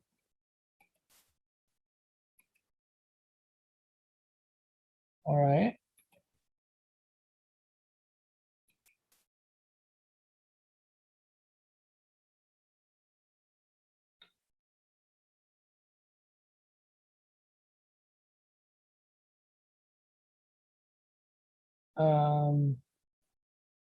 Hold on. It's not, okay, there it is. Okay.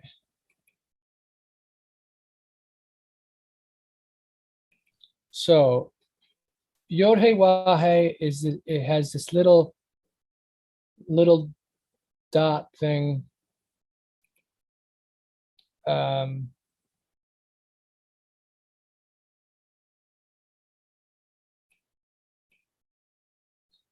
it has like this little dot followed by it.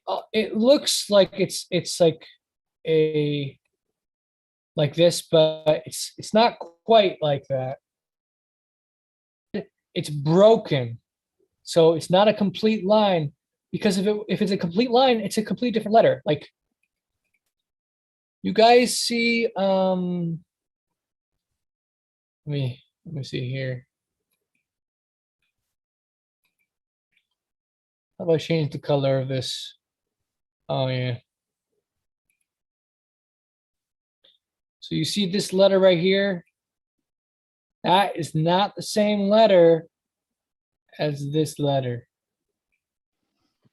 They differ because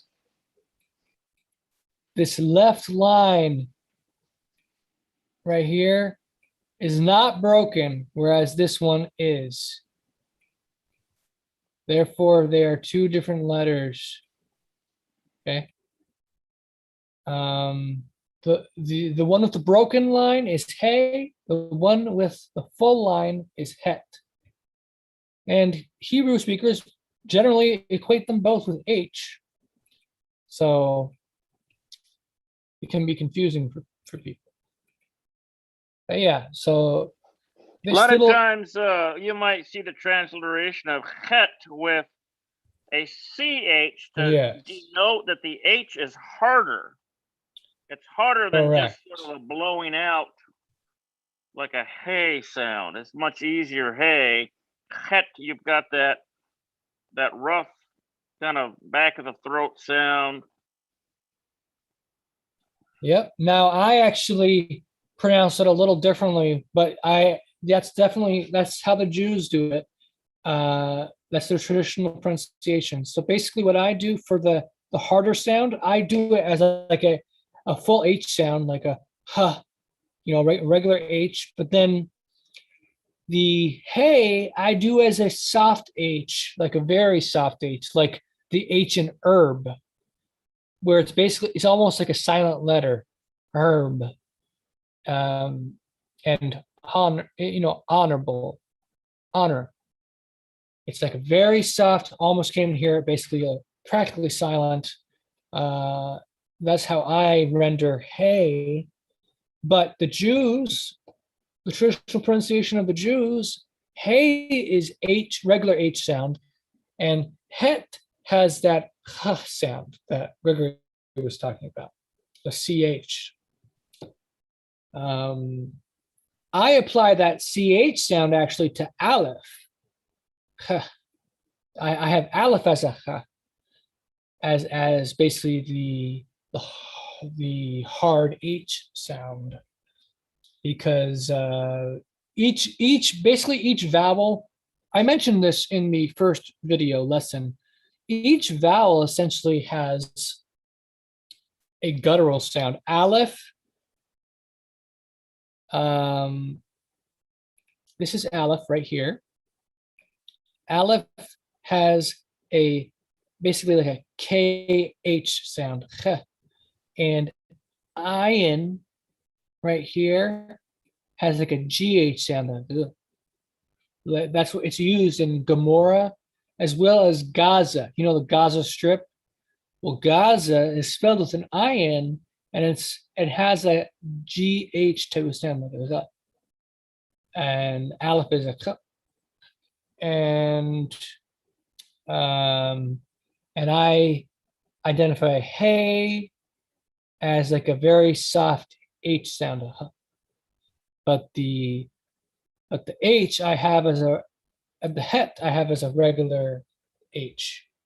But like I said, that differs from the pronunciation of the Jews, where they have het as a KH type of sound or a CH type of sound.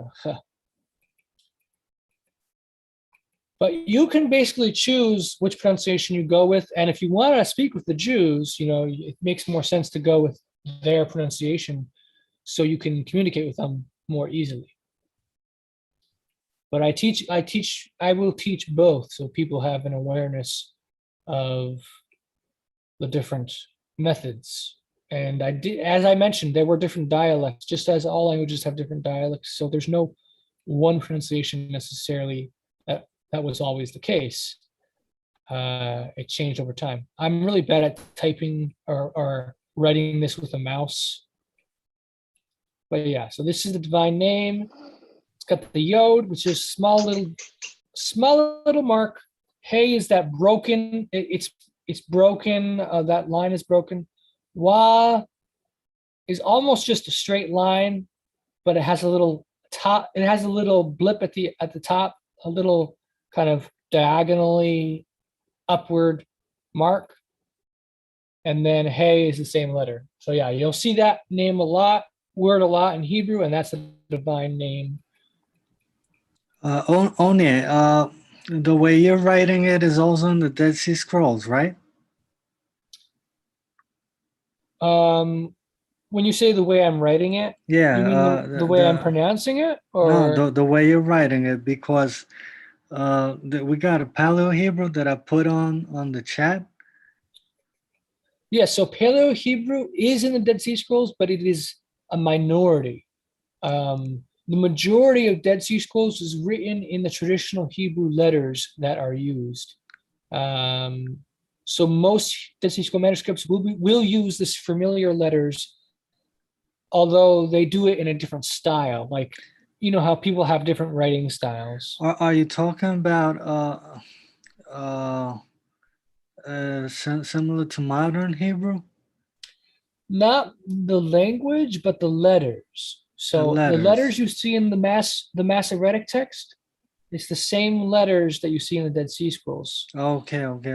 The letters in the Samaritan Torah are close to the letters in Paleo Hebrew in the Dead Sea Scrolls. Okay. So basically, the Hebrew that the Masoretic scribes preserve is close to the Hebrew in most manuscripts of the Dead Sea Scrolls, the letters that are used.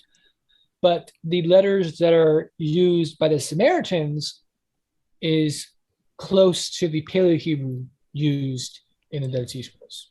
So the modern Hebrew would use the old alphabet of the Dead Sea Scrolls, but the language would be modern. Yes. Okay. But they won't use Paleo Hebrew, but they use these same script, but it's a different style. The style evolved over time. Mm-hmm. Like if you actually look in the Dead Sea Scrolls, typically, okay, like let me all right, so as you can see, the letter Lamed is right here. And you guys can see my mark, right? Yeah. A black line. So that is the way Lamed is written in the Hebrew that the Jews currently use. But in the Dead Sea Scrolls, that same script was written a little differently. It was written more like Whee! Like they did it a much longer line for some reason. um, Okay. So the one we're using right now is the modern Hebrew yeah, in written it- form. modern, but in the sense of it goes back to the Middle Ages, like 1000 AD type of thing. Okay, yeah, so yeah, But yeah, there was different styles. Like I said, there's a bunch of styles. I'll actually show you guys a file. Let me stop sharing screen for a sec. I do have an interesting file to share with you guys about the differences in the scripts. yeah, like a paleography album. Yes, so let me pull that up for you guys. Um,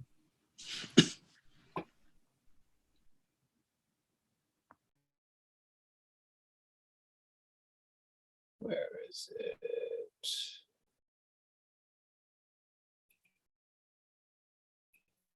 All right, I think this is it. Let me just put it in right here.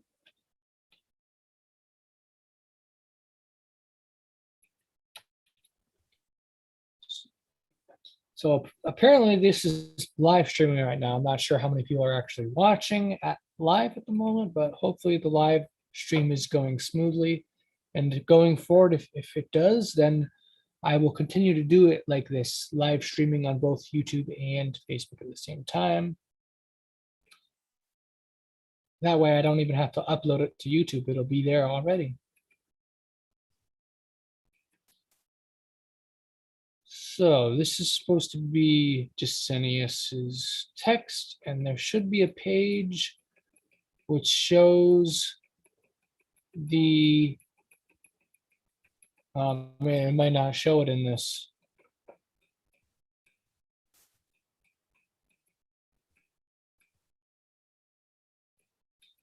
Um,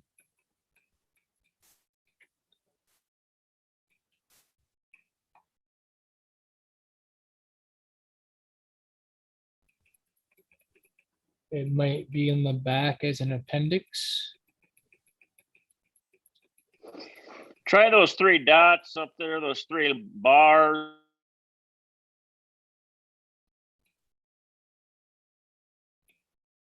Here?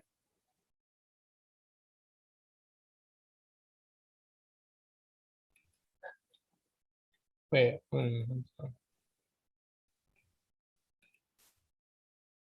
So it is not showing it here. I do have Jasenius on hand, so I'm actually gonna do a camera view. So hold on a second. I'm gonna get the book. I'm taking my headphones off at the moment, so you will not be able to. I will not be able to hear you. Oops, looks like Gregory might have dropped out.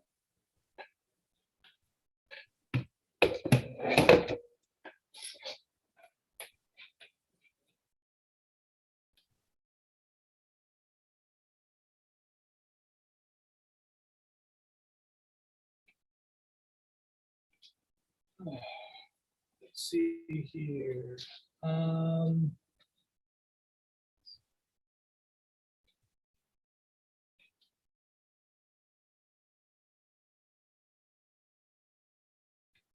All right, here we go.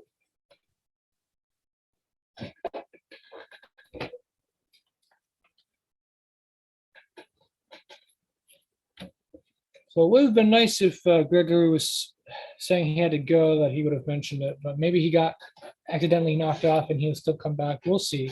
Oh, there he is. All right, so I should have this in my actual page.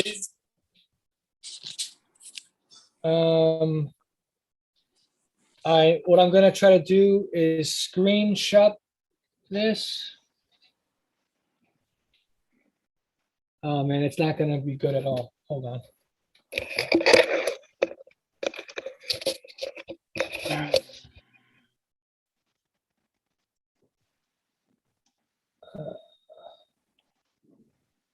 So you could see this is like paleo, right? And then it starts evolving to different methods. Sorry.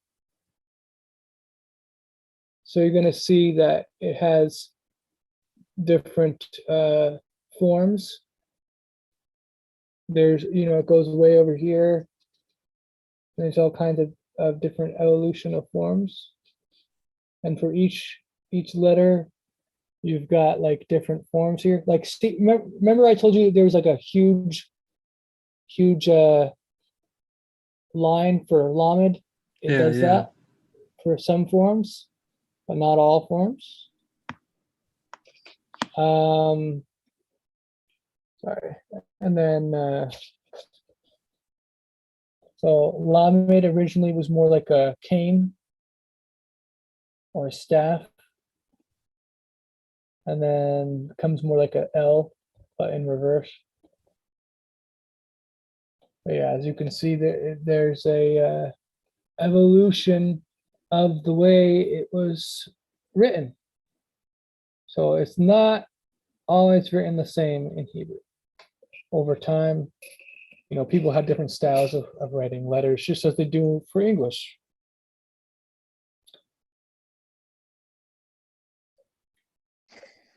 A lot of people get caught up thinking that Paleo is the oldest, but there's actually scripts older than Paleo. Do you want to elaborate on that? Scripts older? Well, the documentarian that did the Exodus, he did the what is that guy? He did the Moses, did the one on Moses. They mentioned that there were pictographic scripts older than Paleo. That, in other words, is the idea is that it may have originally borrowed from Egyptians, the kind of technique. And there may even be something before Egyptian, before their sojourn in Egypt. It has a name. UAT. So the book, by the way, is Justinius Hebrew Grammar. That was the one I tried to show you guys in the PDF file. I just didn't have that page. So I had to actually look at my book version of the same book to show you guys that diagram.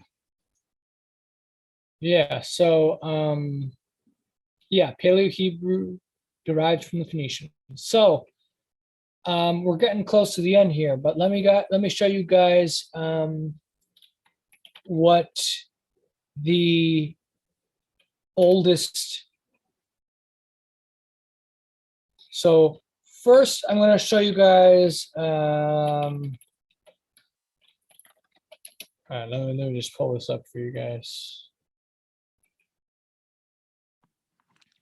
Sorry I intervene, and I understand that there's like a long Hebrew, old Hebrew, and a short Hebrew. When you say long and short, you want to elaborate? Yeah, and the Dead Sea Scrolls. For example, there's a longer Hebrew and a short one, but it's the same thing. Oh, you mean like when I was talking about that letter, Lamed? Is that what you mean? There's manuscripts that the same word it has a longer version and a short version. Oh, of okay. the same So word. more letters. Yeah, more letters. Yes. We will also go into that, but that basically is the difference between, how English people will spell it as COLOUR. Yes. Versus COLOR. It's kind of comparable in that sense. So I think the Sophites extend below the line too. They appear to be longer. There's that aspect. I don't know if that's what he's referring to. I think he's saying how in the Dead Sea Scrolls there's actually like extra Yeah, ways more of spelling letters. words, like Elohim. Elohim, for example, in some manuscripts of the Dead Sea Scrolls, it's spelled without a wa, but in other manuscripts, it is spelled with a wa actually in the word. And the Jews pronounce it as if it does have a wa. They pronounce But it as Elohim. I'm not talking about like specific words. I'm talking about the whole. Uh, you got whole manuscripts that the words are longer. Right. Like, so all the words are longer Yes, typically. yes. Yeah. But I'm giving examples like, yeah, Elohim will often, in those longer manuscript forms, it'll have that. But yeah, so Hebrew alphabet, I'm just clicking this for you guys. So yeah, this is the way it's spelled currently, the way the letters are written. And then I'll show you. Yeah, for example, Yehoshua and Yeshua, something like that. Right. Oh, and I just went to a Samaritan script on Wikipedia, and it's showing a similar diagram here of like evolution over time. But yeah, so you've got the Samaritan alphabet. It's not showing the Samaritan alphabet on my Wikipedia page for some reason. It's a little weird. But hopefully they didn't get rid of it for my computer, because I used to be able to see this stuff.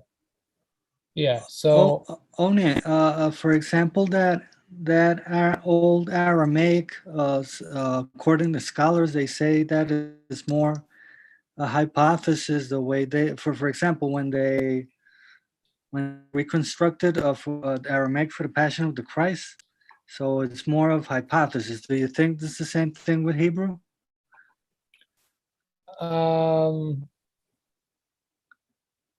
can you rephrase that? Yeah. For example, when they reconstructed the Aramaic for the Passion of the Christ, Yeah. that old Aramaic in pronunciation is practically lost. Oh, the Do you think pronunciation. it's the same thing? Yeah. Do you think the same things is happening? Well, I mean, we're trying to reconstruct the pronunciation, but other people aren't trying to reconstruct the pronunciation. They think they have it preserved. The Dead Sea Scroll writers, they didn't reconstruct, they just used the pronunciation that they had in their time. Hey, It's not, yes. who says that it's not the same pronunciation? Because there's other people that say it is the same. Wait, what do you mean? Who? Well, there's that guy, oh, what's his name? I used to listen to him on YouTube. He reads Aramaic, and he said that it's the same as it always was. That the Well, Eastern Church uses the same Bible, they speak the same way.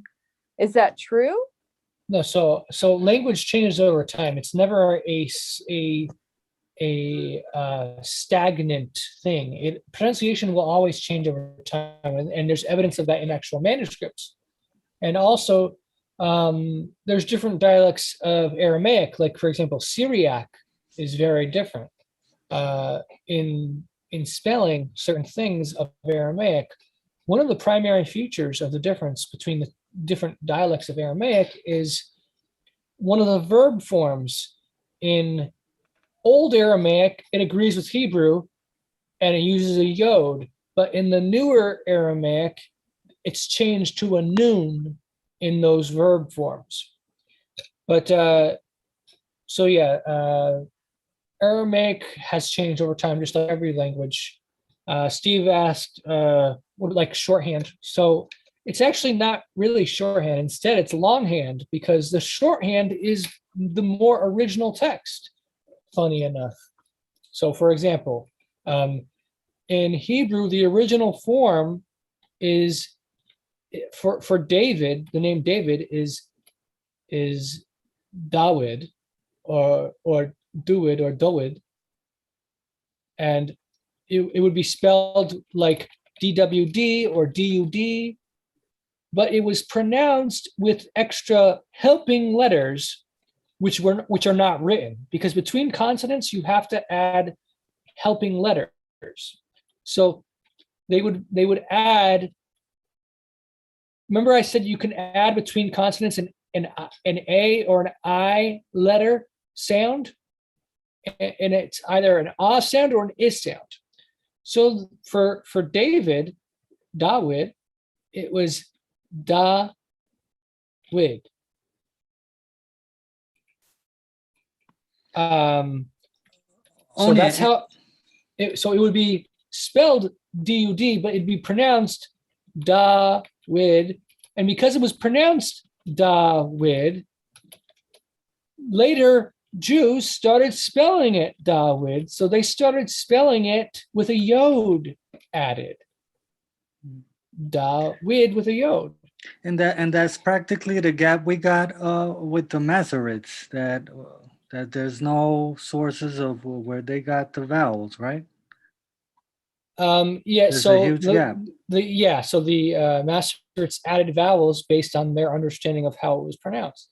Exactly. Yeah, we don't have any information about that. So like Elohim would be, you've got the letters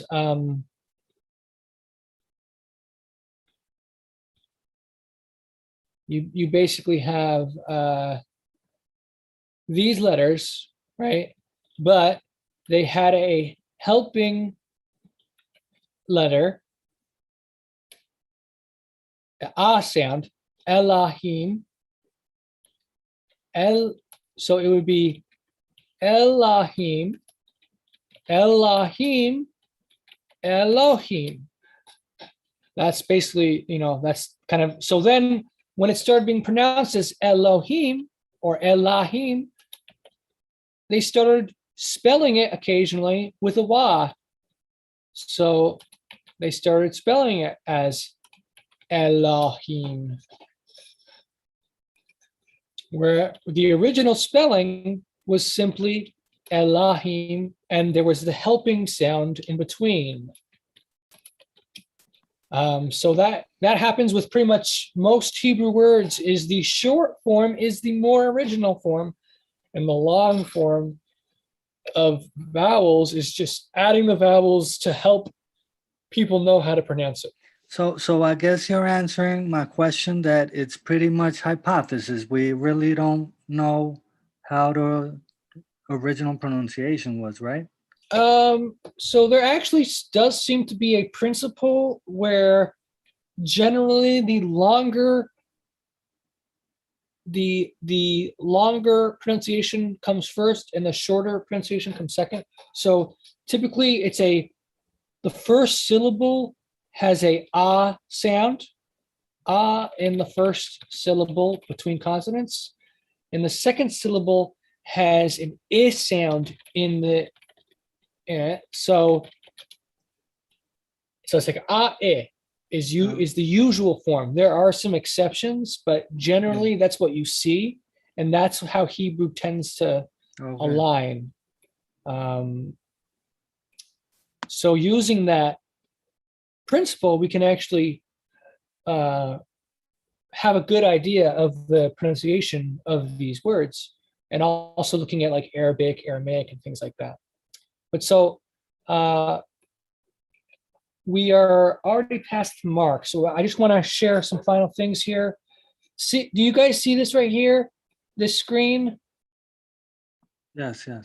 This is called Ugaritic, and these are letters that the people of Ugarit they use these letters, and the language is called Ugaritic, and it's basically identical with Hebrew. There's a few differences, but it's almost identical. It's basically the oldest form of Hebrew that's super close to the biblical Hebrew, but it's not written with Hebrew letters. Instead, it's written with cuneiform, a special alphabet written in cuneiform script. So alpha was written with this thing right here, and beta and bet and and Gimel. They're using Greek letter pronunciations for some reason. I'm not sure why. But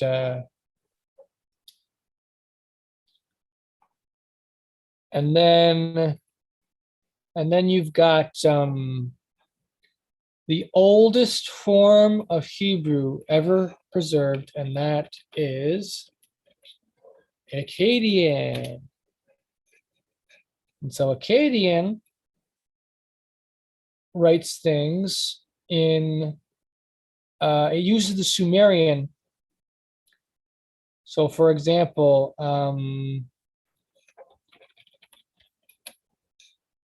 so if you look at L, let's take a look at L for a second.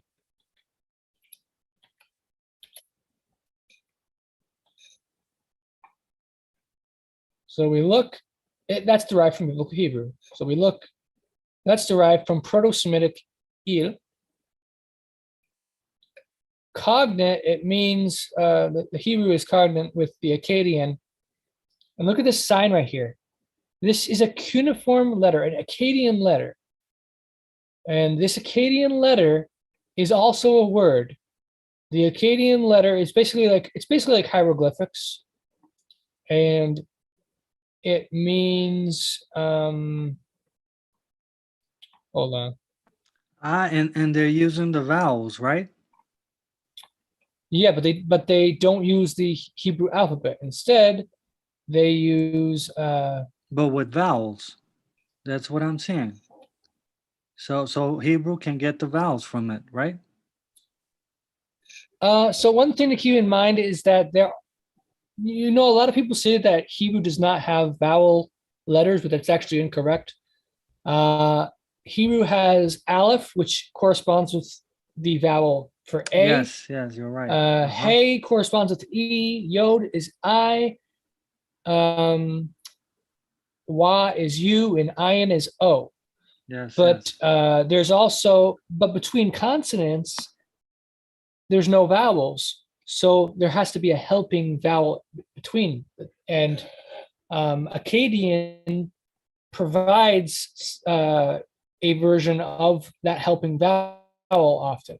So you take a look here. The oldest way to spell L, the word L from Hebrew. So in original Hebrew, the Hebrew that Abraham and Moses was using, they spelled L with this sign right here, an Akkadian sign. That's how they spelled L. And that sign means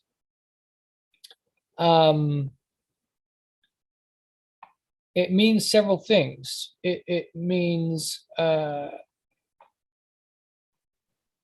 has the in Akkadian, which is, like I said, it's original Hebrew, it has the pronunciation of the sound an or an, like an, but it also has the meaning, like it has the sound of El, as in the word for God, El. And then it comes from Sumerian. It basically means both. It means both Shemayim and El. Yes, and El was a god, a Mesopotamian god, different from Yahweh. Yahweh. El was a god. The same thing as Bethel. It was a different. That was the name of a god, foreign Yeah, god. it was the name of their god, and I've actually talked about that in some of my videos, other videos. But yeah, so original Hebrew was written in this strange, like basically like hieroglyphics, but it's called cuneiform, not hieroglyphics. And the way they did it was they actually like used these wedges and went into clay and picked out the clay and formed these signs. So this sign, sometimes it means El, as in God. Sometimes it means sky or heaven, as in Shemayim. And sometimes it means a sound, an, am.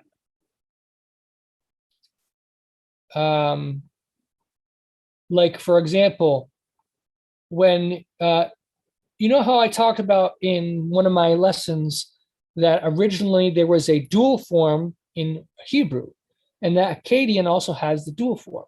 Well, the dual form in Akkadian, one of the dual forms is an, an.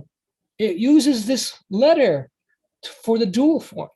So this letter simultaneously can mean the dual form. It can mean El as in a god. It can mean heaven or sky, and it can mean the sound an. So any Hebrew word that has the an sound, it can use this sign. So original Hebrew in this cuneiform like script was much more complicated in how they wrote words. But yeah, so it is 10:43, so we should probably stop here and we actually barely even practiced with the transliteration that I was trying to do. We did do some good transliteration, so I think it went pretty good, but the transliteration that I was intending to do, like going through a whole chapter of Obadiah, we didn't even get anywhere close. We went through one verse. But now Gregory says that he thinks Hebrew is less affected by semantic change due to its near dead status for 2 millennia. So to some extent that's true, but I would say it's a little bit inaccurate because it definitely did change because it was used during the last 2,000 years. It was used in the Middle Ages, but it was used by like in special, for special people. It wasn't used for the common person typically, but like the rabbis would use a form of Hebrew.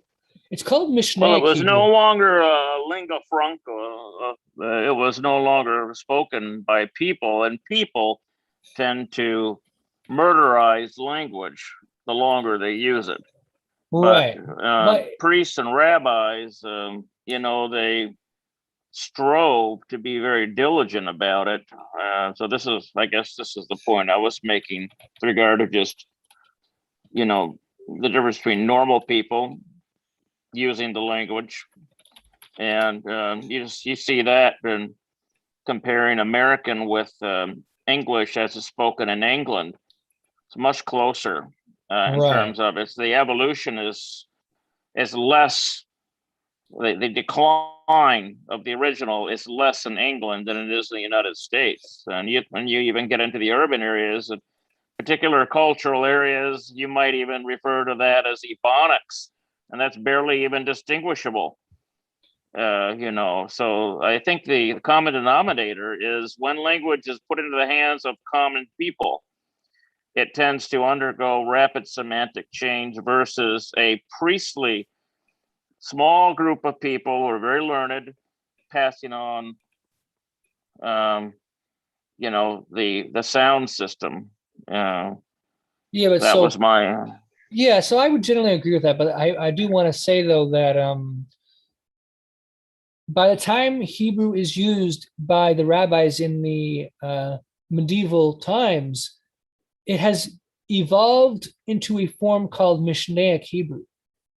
And so Mishnaic Hebrew is the common Hebrew that was used in their day by those who did use it.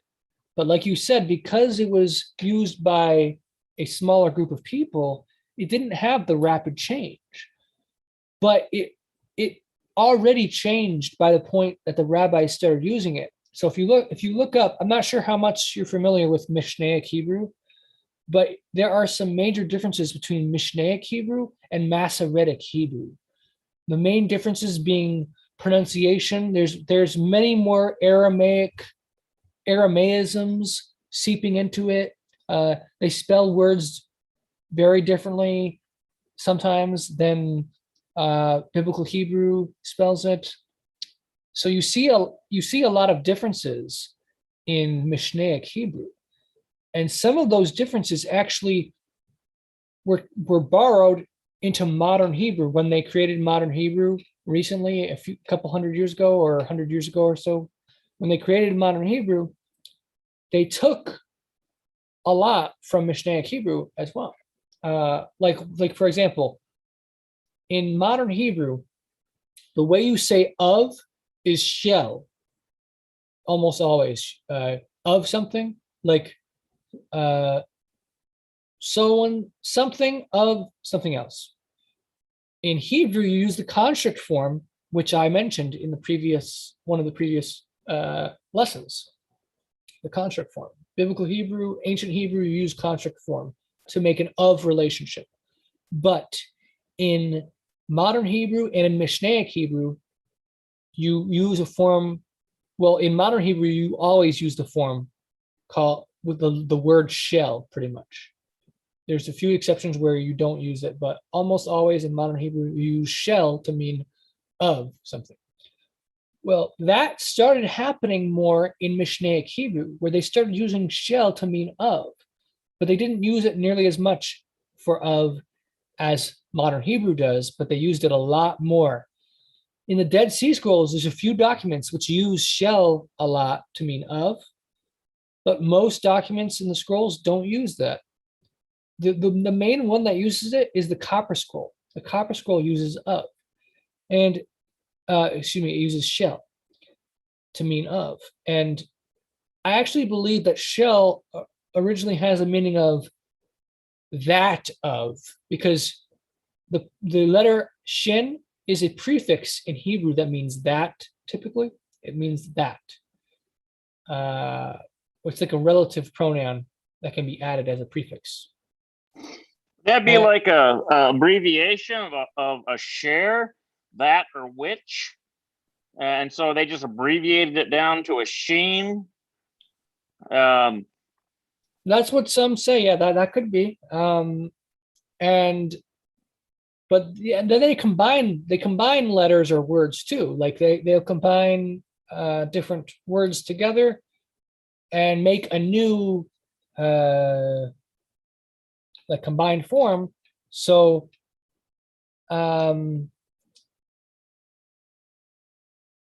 like, you know how the letter Lamed, I'm speaking to Gregory at the moment because he knows more about this than some other people here, but Lamed in Hebrew sometimes is used to mean belongs to or of someone.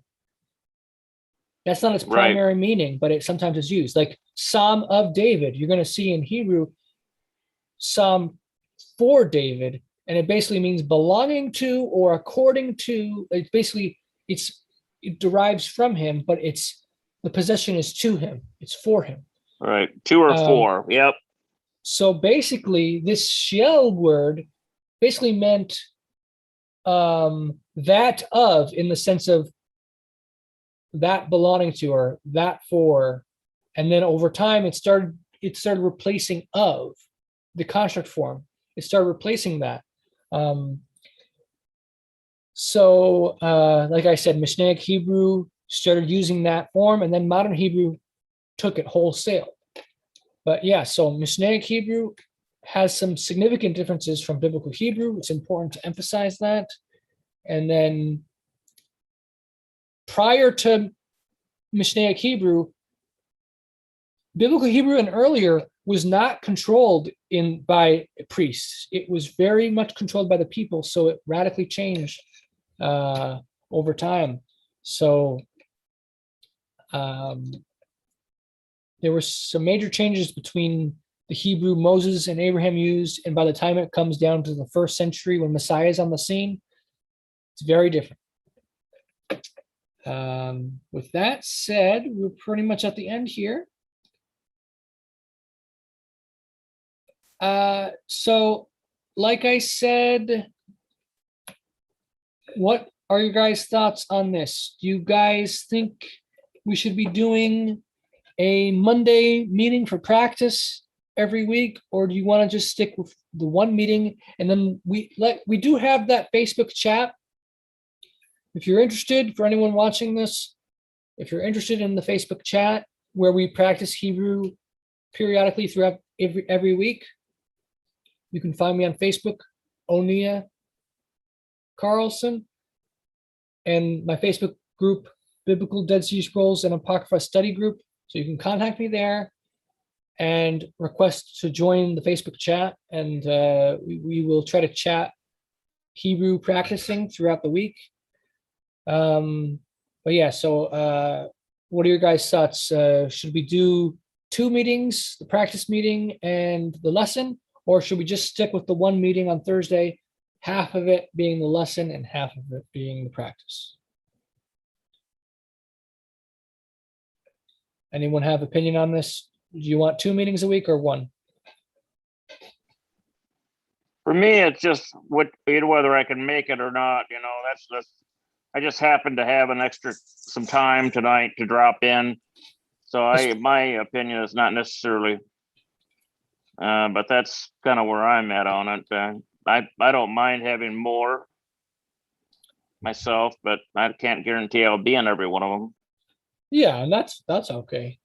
Well, you know me, I want to Zoom every day. I'm like, let's Zoom. But I want a Zoom where I'm just able to talk to people. Like, I've been censored, and now, you know, I like learning Hebrew, but sometimes I just want to find people to Zoom. Like when Jackson censors you? I'm just joking.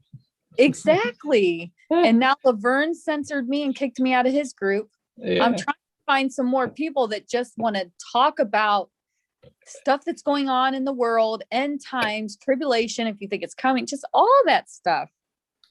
Yeah, well, that's things we can talk about, but of course, we won't be getting into those subjects in any language class that we do. But those are very important things to talk about. We can definitely, you know, you can try to arrange Zoom stuff with people on other days of the week as well, if people are interested in that.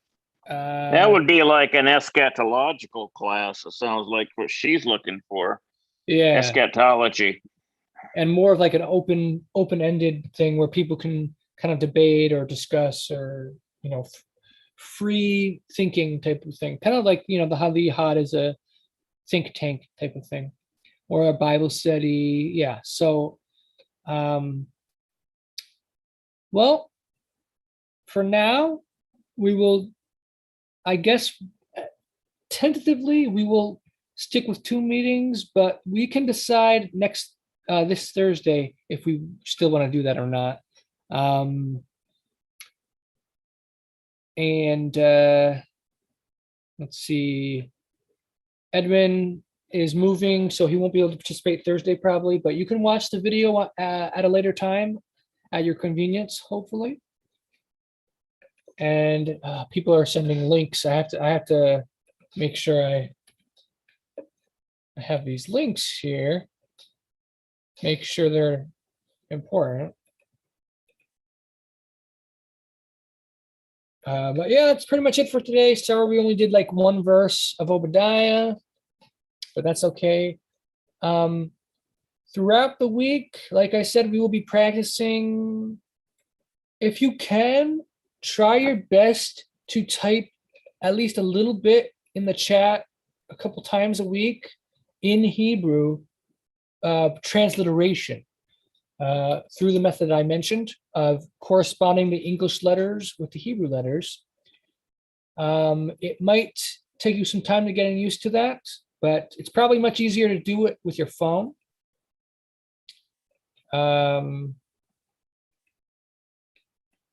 Oops, okay.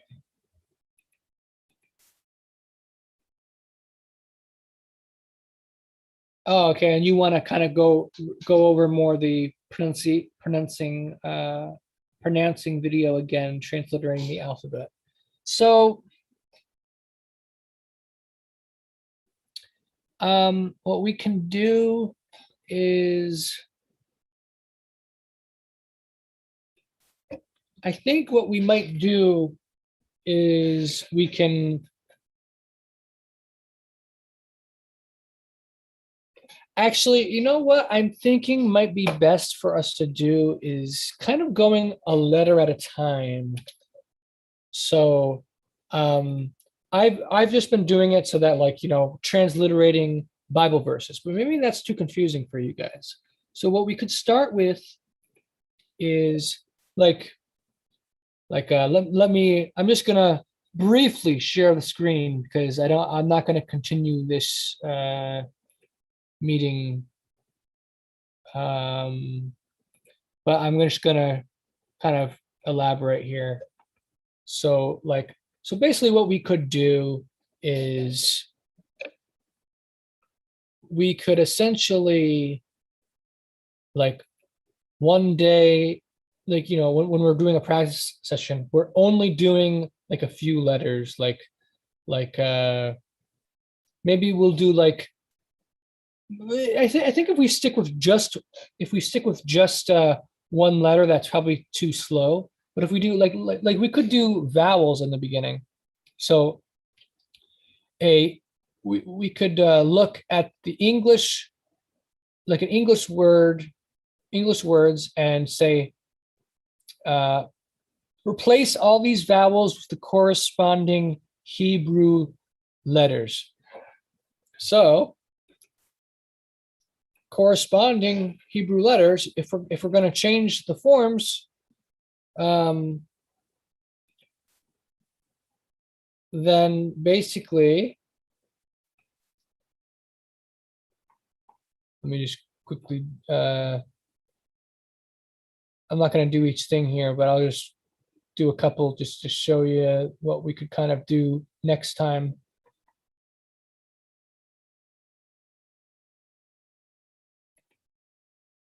Oops.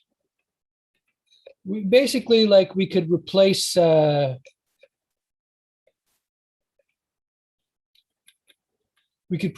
vowels, like, so we have right here the letter I, so we replace that with yod, and here's the letter O, replace that with ayin, and U, replace that with wa.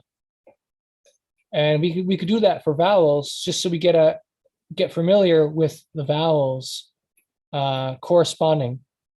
And then once we get used to that, then we can move on to other letters.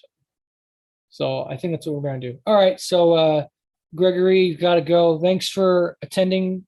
Shalom. Hope you have a good rest, good sleep, and see you Thursday, hopefully. Thanks a lot, Onieh, and thanks a lot to everybody. Bye-bye. Take care. Yeah, no problem. Take care, man. Thank you for coming. And so flashcards are an option. And yeah, people can try to do that on their own as well. It's good not just to practice when we're doing it together, but also on their own.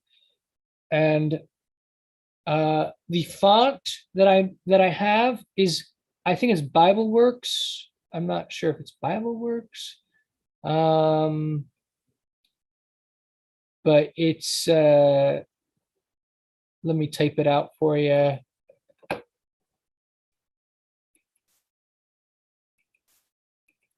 See if you can search online for fonts, Bible Hebrew fonts. It's spelled BWHEBB. That's the font. So check that out. See if you can find that. All right, guys, we'll end it now. It's been a while, so hopefully you found this helpful to some extent, and we will try to practice during the week in chat, and I'll see you guys Thursday. Have a good night, man, everybody. Peace.